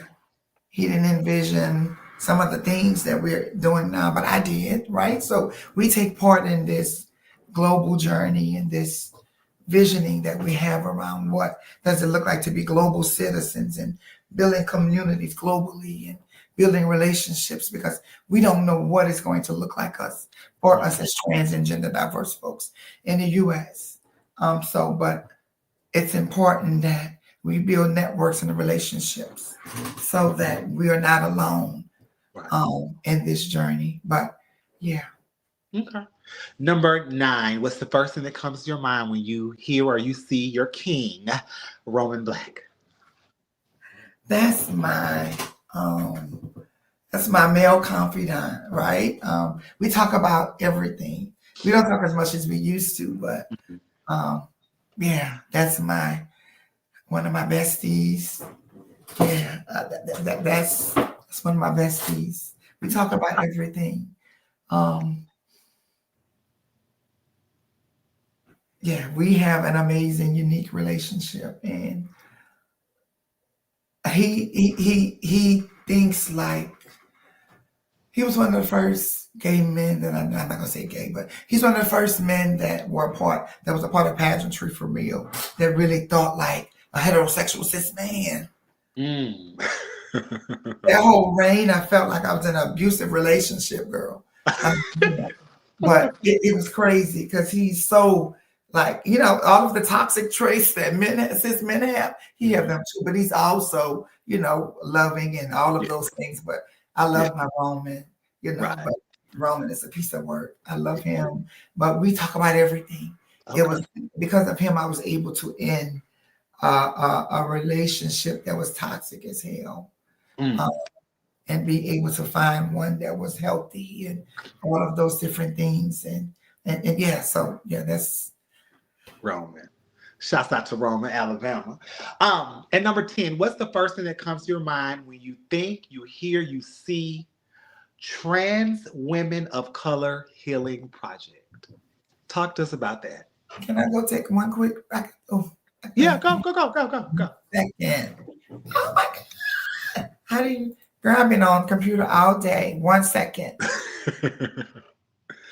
So while she goes to tinkle, guys, don't forget tomorrow we will be talking to the makeup gurus, BJ, Beverly Iman and Anthony Wiley. So tune in for that. I'm sure that's going to be very interesting conversation. Don't forget the I Do It for the People Scholarship. The applications are open. If you know anyone or if you are a HBCU student in the 2026-2027 school year, you can apply just as long as you have a 2.5. You submit your 60-second or less video on why you deserve it, as well as proof that you are in school at HBCU. Don't forget on Wednesday, it is Katrina Davenport Dupree, the Grand Ruler, presents a Thanksgiving dinner at Best Friends. You can reach out to her or Best Friends for that. What else? What else we got going on? Stasha's charity event, December the 8th. Come out and support a great lineup, including myself at Stars of the Century, 10 p.m., hosted by Naisha and Sophia. Yeah, that's all we got going on. If you are interested in Peoples, August the 2nd, 2026 in Concord, right outside of Charlotte, North Carolina. We have changed talent. It's no longer a production. You can do a solo talent. So that should ease some of you that was worried about traveling with the production. But yeah, other than that, we are having a great conversation with her. She went to use the bathroom for you all that just came. She's back now, so make sure you share the story. Okay, so talk to us about your baby, your project. Tell us a little briefly about that. Let's dig into that. So Trans Women of Color Healing Project is an organization that I founded in 2020. It was created to combat the erasure of trans lives, narratives, and contributions to society. It was initially supposed to be an archive, a historical and video archive, where we were really just supposed to tell the stories of trans communities, trans folks in community, stories that would invoke healing. But I believe, and the universe showed me that it needs to be bigger, and that healing was ongoing, and healing was daily, and there were several things that we are needed to heal from. Healing looks different for everybody. Everybody's not going to go through no transitional journey, but every human being goes through a transitional journey. We all are going to go through the process of losing someone or grieving someone, weight loss, hair loss, hair growth. Transitional journeys are a part of every human being is going to experience a transitional journey, transitional journey. It just so happened that trans folks, ours is related to our identity, right? And so and that happens, unfortunately, for some of us, we have to live ours out loud. But every human being goes through a journey, and we all have to heal. Some of us heal. We all have to heal from different things. And so I really wanted the organization to be able to meet folks where they were, to be able to focus on that area of healing that was self-identified. We do that through a myriad of services, sound baths, yoga, massages, facials, Reiki. We also provide emergency crisis support. We do one-on-ones. We provide a myriad of services for victims and survivors of sexual assault, trans women. We provide linkage to care. We'll also be opening up our clinic. That's hopefully January, fingers crossed. We're working on our mobile unit as well. We'll be working on expanding a lot of our services, especially our Healing Through the Highway service that has been extremely impactful in community.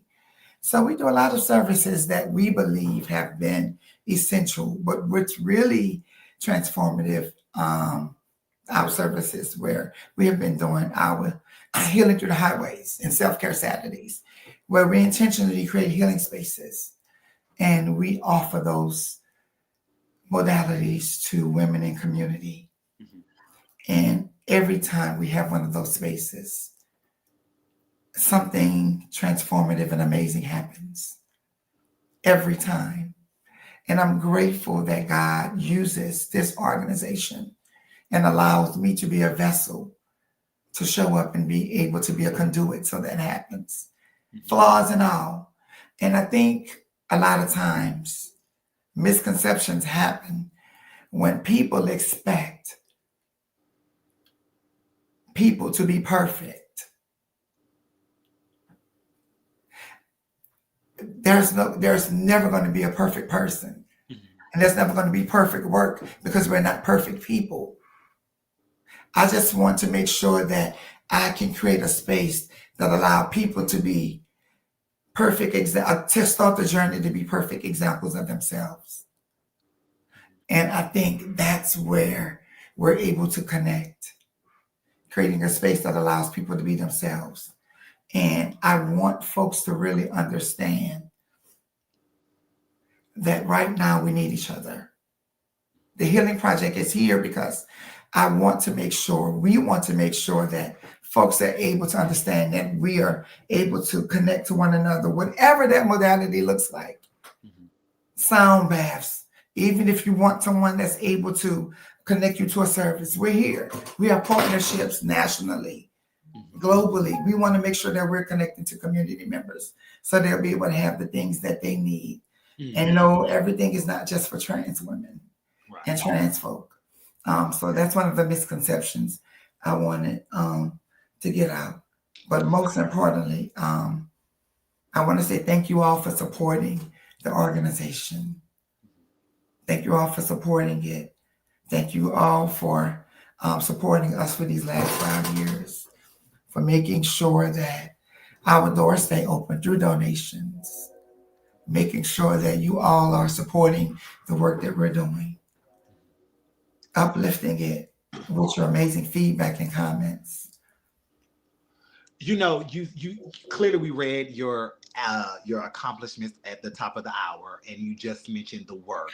We've had some other advocates and some other executive directors on in the past, and they've mentioned that a lot of times in this field, it's a lot of this grab, bicker, back with different EDs, with different organizations, nonprofits, that everybody's just trying to grab and nobody wants to sometimes sit and help each other. Do you find that an experience that you've dealt with your organization since it became into fruition? Is that an issue for you with maybe this group or this funding not working, this being taken from you, or this person's not supportive? Has that been your truth? I guess that was an affirmation, right? Yeah, absolutely. I would be lying to say that it wasn't.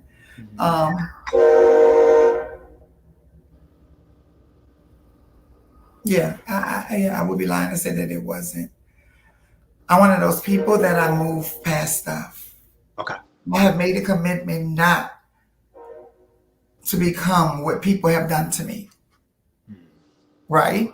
And I think a lot of times when we decide to do that, your side of the story or your version or your version or your experience of the events never get told. And I think at some point it gets to a place where you get tired of taking, I'm not gonna say the high road because that's the only way I know how to go. But sometimes you get tired of not addressing or not saying things. But there have been situations where that has happened. And we know it shows up in community. We know it shows up. And I think I don't know who else you interviewed, so I don't know who directly they're speaking to or what incidents, but yes, I have experienced it, currently experienced it. I know that I have a lot of people that support me and love me. I do. Right. I also know there's an intentional group that's that's intentionally counterproductive of any of those movements. And if ever my name is in any space, they're going to make sure that they are doing whatever they have to do to disarm or to make sure that they are trying to intentionally attack it or my character or assassinate or whatever that look like. But I'm clear that for every assignment, there are assassins. The bigger the assignment, the more assassins assign. And for that I say, That's a good word. That's a good for every it's the assignment. truth. There's assessments. That's It's good. the truth. I mean, I have been with people that have told me some of the horrible things people have done, how people have stopped the organization from being funded and private, all of those different things. But and whenever I have an opportunity, I have made a commitment not to be what people have done to me and not to become that. My job is to heal, not to provide harm. And if I have intentionally harmed anybody, I apologize, right? And I don't think that some folks want an apology. Some people want your life, and it's okay. They can't have it, but I think we have to be clear and we have to stop carrying other people's stuff and give that back to them. We have to give that back to them. How do you though move in positivity in space when you know that the attacks are coming at you in different directions, maybe from people that you may see, whether it's in advocacy or people in pageantry? How do you navigate in that space to not become what they've done to you? I have to, I have to affirm myself and talk to myself and minister to myself every time I have to go into a community space that's supposed to be a space of, or a space that's dedicated to organizing, a grassroots organizing. I have to mentally prepare myself to go into that space. Because January of last year, I went to Creating Change Conference and went there with the intentions of having an amazing time. I was there maybe a week before, because I was there prior to Creating Change, because I was there to be with an amazing group of Black women who I love and adore, Sisters of Color Ending Sexual Assault. I was there with them in Vegas for our convening, because we met every 3 months. And I left there and I went to Creating Change to be with my people, my community. And I was excited to do.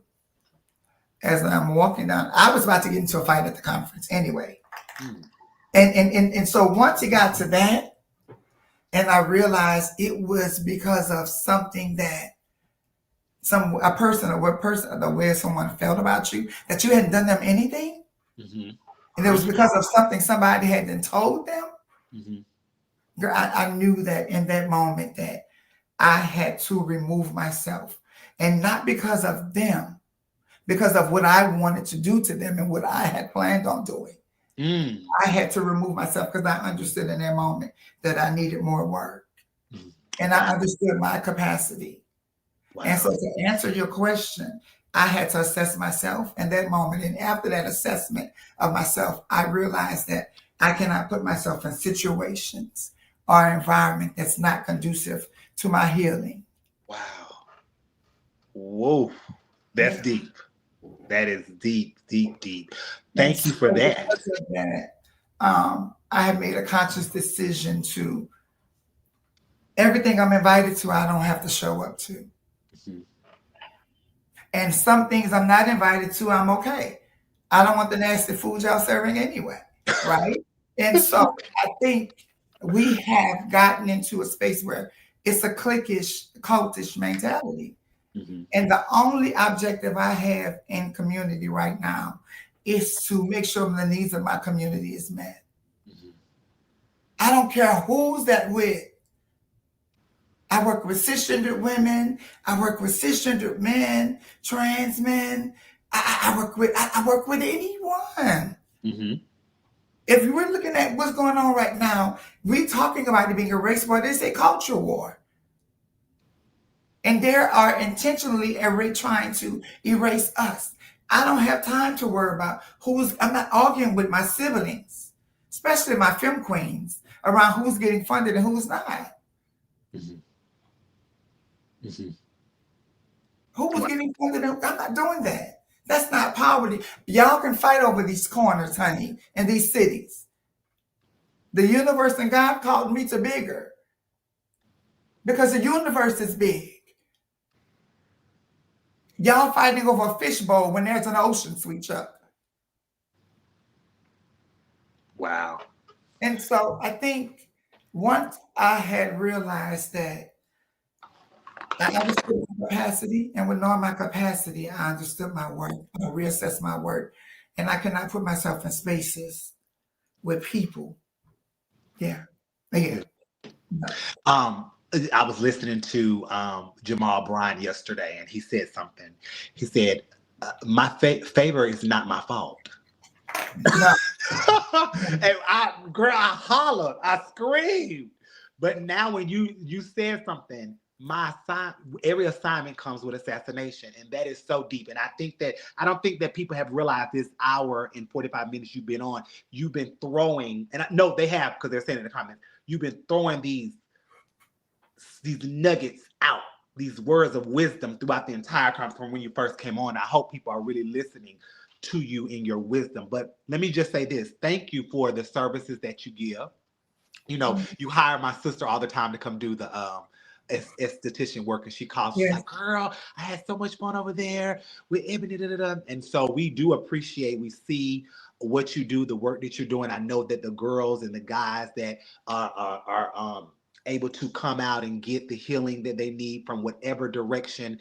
Appreciate you. Of course, you know, Raquel, we talk about you all the time. So understand that your work is not going in vain. Clearly, it's not from all of your accolades. And so we do appreciate you starting this project. But it's not mine, right? It's not mine. And I don't want folks to, it's not mine. It's not mine. And that's why I don't understand why there's a disconnect. I understand the thing called accountability. Mm-hmm. The folks that I have harmed, I apologize. Mm-hmm. I'm not perfect. Right. I have said some things to one of my best friends that I should not have said about her. And I apologize to her. I owed her that, and I gave that to her. Mm-hmm. Not anybody else that have felt some kind of way, honey. I mean, right. But I do believe that accountability is important. Mm-hmm. Gotcha. Because your job is not to shrink. Right. And we cannot allow other people's stuff to weigh us down. The difference between a chicken and a bird, what's the difference? What's the difference between a chicken and a bird? I don't know. It's the trick question. What's the difference in your opinion? I'm not eating one. Okay. Why can one fly and why the other one can't? Wings. No, they both have wings. Wait, what? See, now you. What's the answer, TD? The chicken, the bird has understood that it's its job to dispose of the waste and other people's stuff so it can fly free. The chicken holds on to other people's shit. That's why it stays low to the ground. Oh, I would have never got that. But yeah, that makes sense. My job is to be an eagle restorer, my God. Yes. And because you know your purpose, you know what you're called to do, you don't allow other folks to be distractions. Once again, every assignment has assassins. Assassin comes in the form of distractions. It can be people you love. You have to give yourself permission to prioritize you. Right. Talk to us about how you got into, or what made you get into ministry. Oh, wow. It's who I was. It's who I am. I never thought I would be a minister, but my bishop always said it. It was last year when everything the enemy thought the enemy could have thrown at me, attacking the organization, trying to attack the organization, trying to attack my marriage, trying to attack my family. The enemy just was attacking and making attacks. And every attack, the enemy unloaded its gun. And when everything was falling, I thought that everything was going to fall apart for me. The road that I thought I was supposed to travel down was filled with debris. Everything I thought was going to be that pathway was now distorted and path was now eroded and gone. And I just began to just sit there. I said, well, God, you didn't call me to it so I can move away from it. God says, no, I called you through it so you can go, you got to go to it. So you got to go through it so you can get to it. And so I got on the call and I talked to one of my good girlfriends. And she said, well, don't worry about it. Just do what you're supposed to do. I said, well, girl, I see what you're saying, but the organization is this, the status is this, girl, and this is that. She said, baby, don't worry about that. God got you. The work you've done and the work you have done for other people speaks for you. And so while they were attacking me, and while the enemy was attacking me on ground, God sent me a helicopter and says, while they're attacking you here and saying this and about the organization, this and that, God says, no, check your email, baby. In the midst of them throwing rocks and real boulders and shooting machine guns, you didn't fire a weapon. But the one time you used your voice, you were invited to the White House. Silence all of that. Be clear on who you are and do what you're supposed to do. And I became clear from that moment on that you and I cannot be consumed with other people's perception of you. You have one responsibility. Silence the noise and move from within. Silence the noise, move from within. We determine how long that moment is going to be. Your response is going to determine if temporary is going to be forever. I made one mistake in my moment of silence because I knew I was supposed to be silent in that moment. That one mistake that I made cost me a friendship. And I'm not saying I'm okay with the friendship, but the one time I spoke and I wasn't supposed to. And I learned from that. Okay, I'm good. And that's the person I had to apologize to in my silent season. Yeah. Wow. Oh, Jesus. So in ministry, you became a ordained minister, and how has life changed, or if it is even made a change since then for you? Ooh, yes, it has made a change. It has made a change. It has made a change. My bishop saw something in me and poured into me in an intentional way that I can't even imagine, and just drop it there and say, like, you do what you want with it. This organization is ministry. What takes place at this organization is ministry.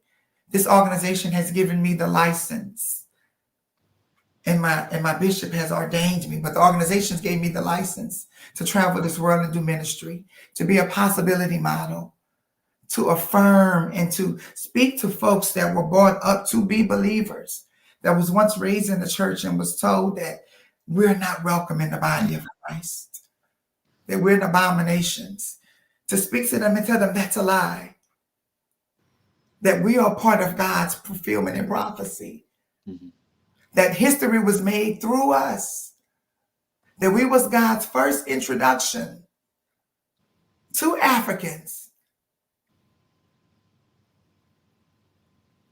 When Philip spoke to the eunuch, the Ethiopian eunuch,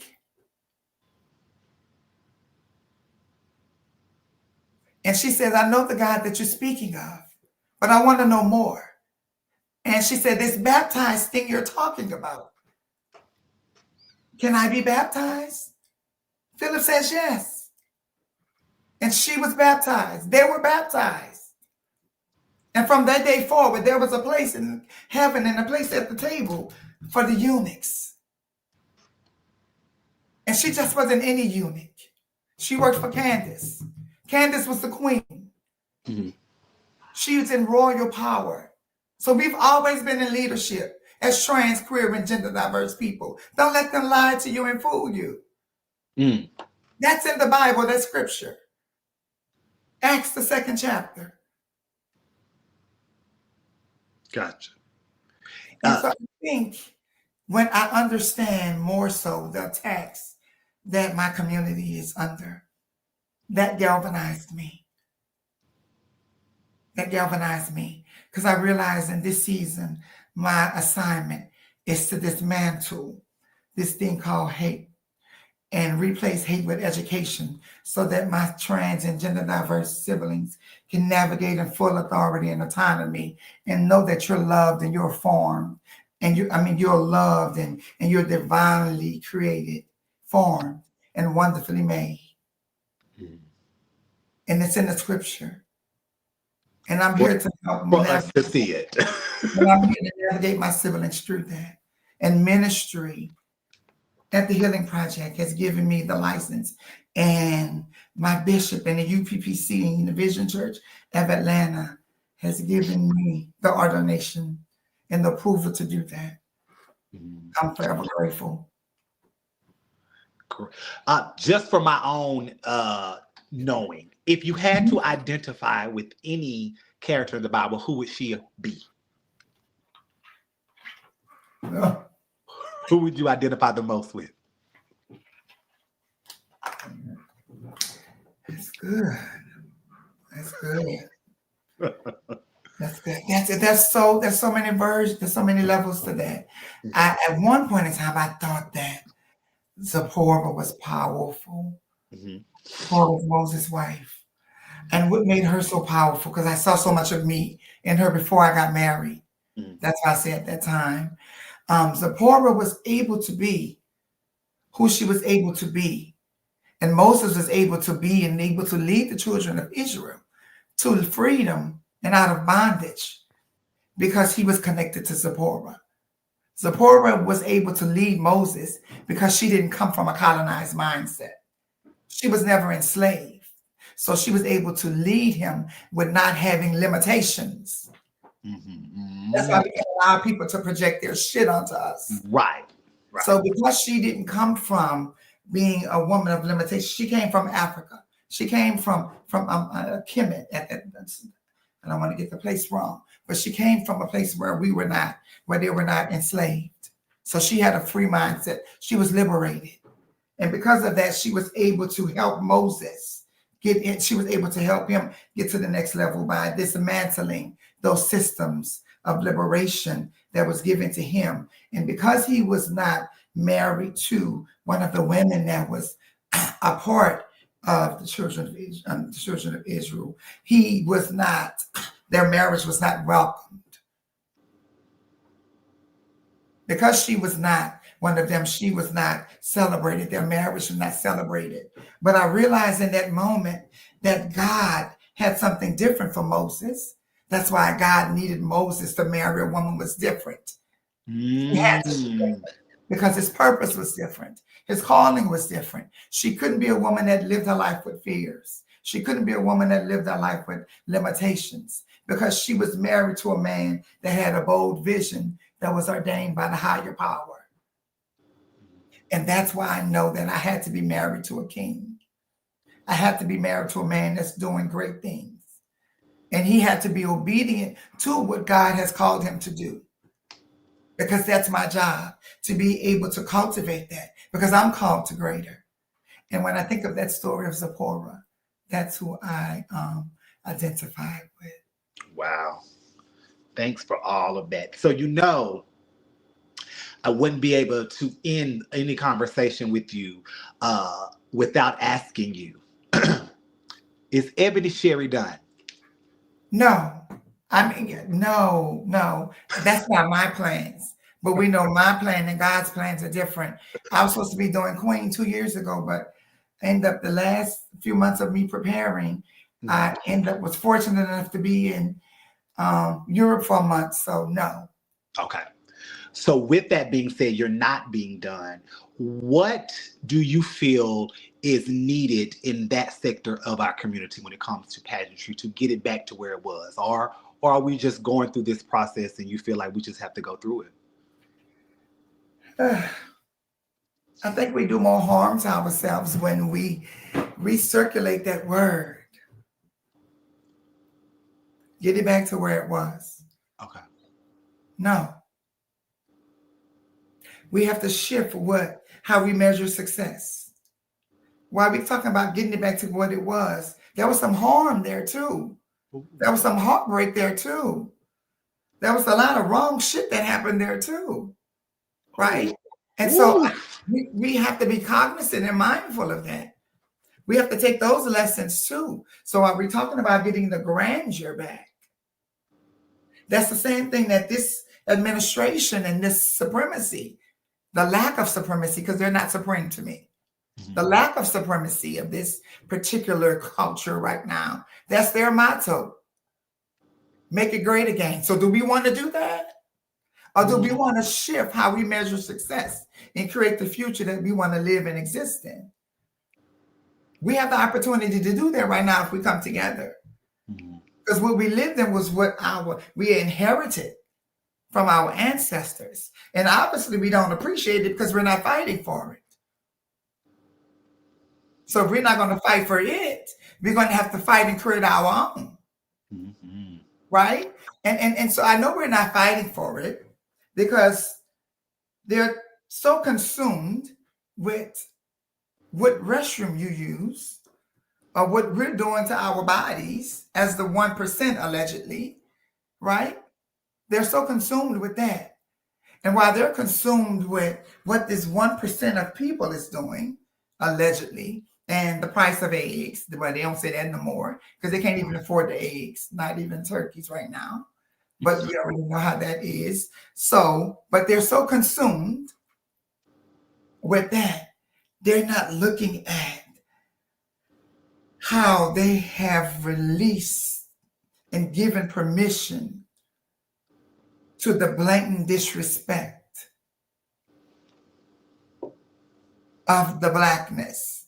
The thing that they say that we're doing as trans, queer, and gender diverse people, no, they're doing that. They're dressing up in Halloween as blackface and calling you niggers. Nick Fuentes has just called you niggers. And they're not apologizing for it. These attacks are getting more blatant and they're hanging us. But y'all worried about what we're doing. While these attacks are going on, y'all are having a conversation about a poor trans girl who was slain during Transgender Week of Awareness. And y'all worried about what she should be buried as and trying to justify the murder of her because she lived a life outside of your perception, your likeness, or your desire of her. And so because of that, you're going to normalize the harm that she experienced in her life, she lost her life to. But I have to get us to understand that that's the same way they feel about you Black women. That's the same way they feel about you Black men. Wow. You failed the test. You failed the test. The day that you all refuse to support and stand up and protect Black women, Serena Williams, when y'all allow them to say because she's amazing and great at what she does and she's a brick house and she doesn't look like a European woman, that she's a man, the day y'all allow the most amazing first lady we will ever have in this country as of now, because she's tall, tantalizing, and brilliant, and you're intimidated by her, she's a man and Black. And because we allow them to call the most qualified person to be president of the United States since Barack Obama, everything outside of her name, and she wasn't Black enough, and we done nothing to defend her. And you wonder why they're doing it to us? We gave them permission to do it. And the day y'all stood idly and allowed them to take back healthcare from trans and gender diverse people and hide it under the guise that y'all care about kids, we know y'all don't, because y'all still have not passed gun laws. Y'all still are not stopping these parents that are allowing these men to come in these houses and touch y'all kids. Y'all don't care about kids for real.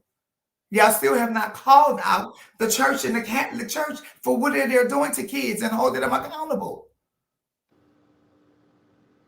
Y'all still are not holding Epstein accountable, but y'all care about kids. Y'all don't care about kids. What y'all care about is controlling folk.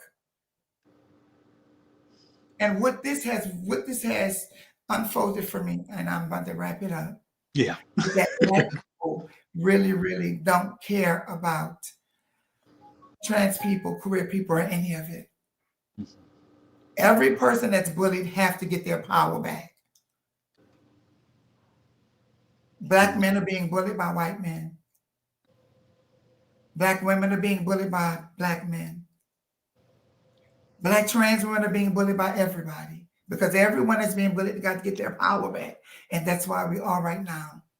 Because the reality is every Black person was not fighting to be liberated from slavery.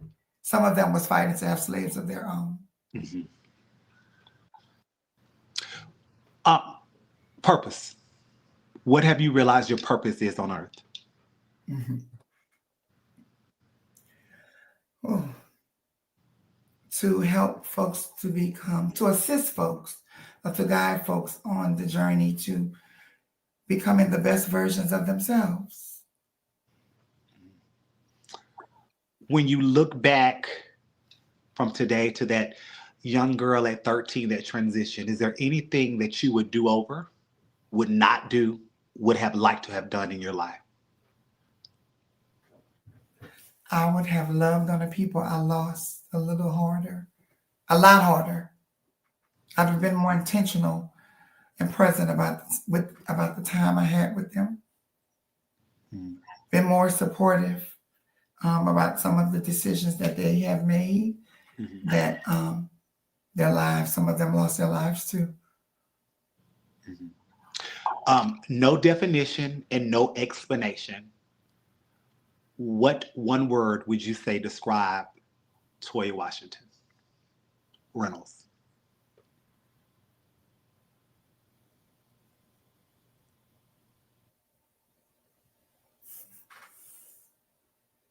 Wow.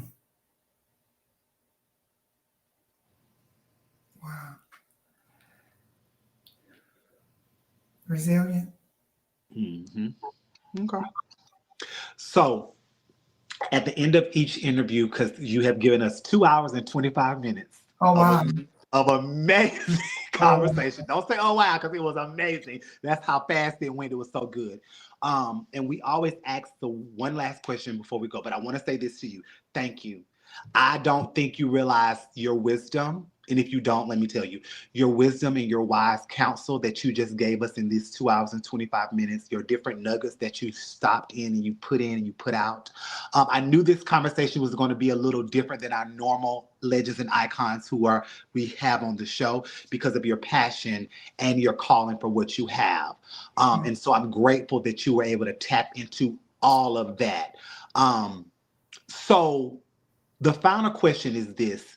Leave us with something. Well, you've left us with so much, but leave us with something that we can take with us on a daily basis. We are in trying times, the holiday season, this administration, just being in this world as queer trans people. Tell us something that you would give us to encourage us throughout our daily lives.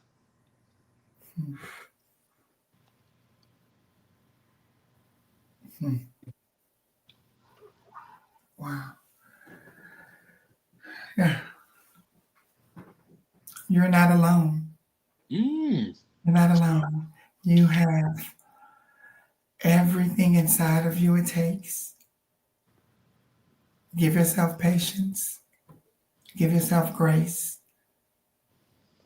And if you need to sit down for a moment, do that. It's going to pass over. Don't make a decision right now. Don't force a temporary situation to be permanent. Give yourself permission to just sit down, silence your mind, and make decisions from your heart. You got it. You got this. You got this. You're not alone. So before we go, tell us where your next event is. What do you got coming up? What do you have come up? Excuse me. Where can we see you? What's on your agenda?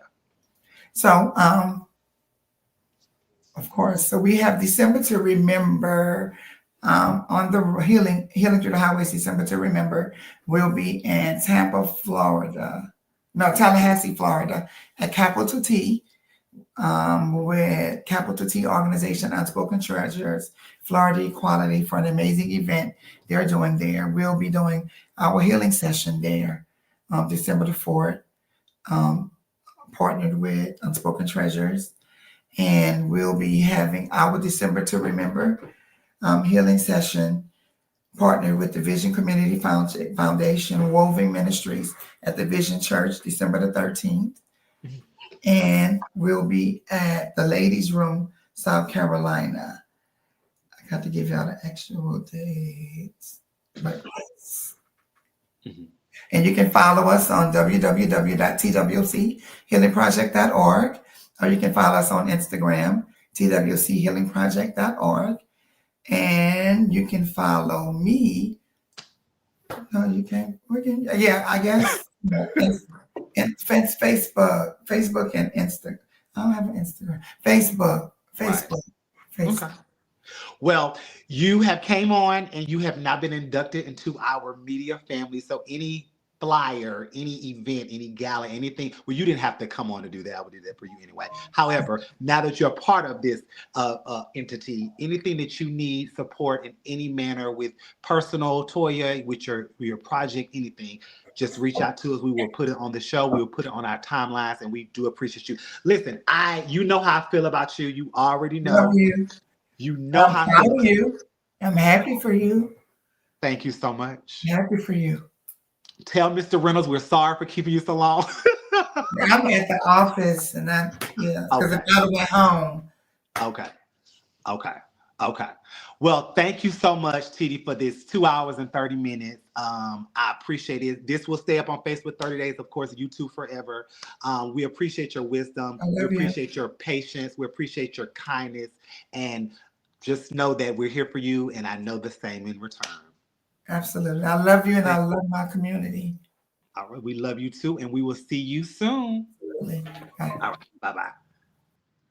All right, guys, there you have it. That was so uplifting, and it was just so amazing to have people like her come on. And it's interesting that, many of us know her for her work, her being Ebonee Sherry, and not necessarily for her work. And we didn't even talk that much about her persona as Ebonee Sherry. I think those would make the interview so amazing that we have different entities coming in.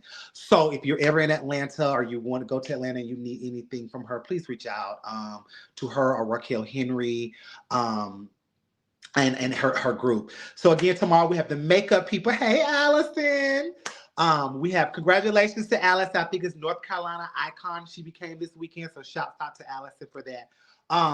But don't forget, tomorrow we have the makeup gurus at 7. That should be a funny, interesting interview. And thank you all for always supporting. We are back. We had to take a couple of weeks off just due to technicalities, but we are back. And we will see you all on tomorrow. Don't forget Wednesday with the ruler, Thanksgiving celebration at Best Friends. You can inbox her or reach out to Dwayne for that. World AIDS Day next Monday at Best Friends with myself, Amaya Glamazon, Monica Dupree, as well as Katrina will be entertaining. I think there's a dinner and stuff. So we will post a flyer for that as well. And so until then, guys, we'll see you in 24 hours. Well, less than 24 hours now. But yeah, thank y'all for being so supportive. And don't forget, if you are a HBCU student or know anyone that needs $1,500 and or more for the 2026-2027 school year, please make sure they are applying to the I Do It For The People scholarship presented by myself. 60-second or more video of why they deserve this, 2.5 GPA, and proof of their enrollment and attendance at HBCU. I am representing UAPB tonight, and I don't know who I'll be wearing tomorrow, but thank you all for supporting me. I do it for the people. I'm your people's national grand madam. I'll see y'all tomorrow. Y'all have a good night. Be safe. Love y'all and love people for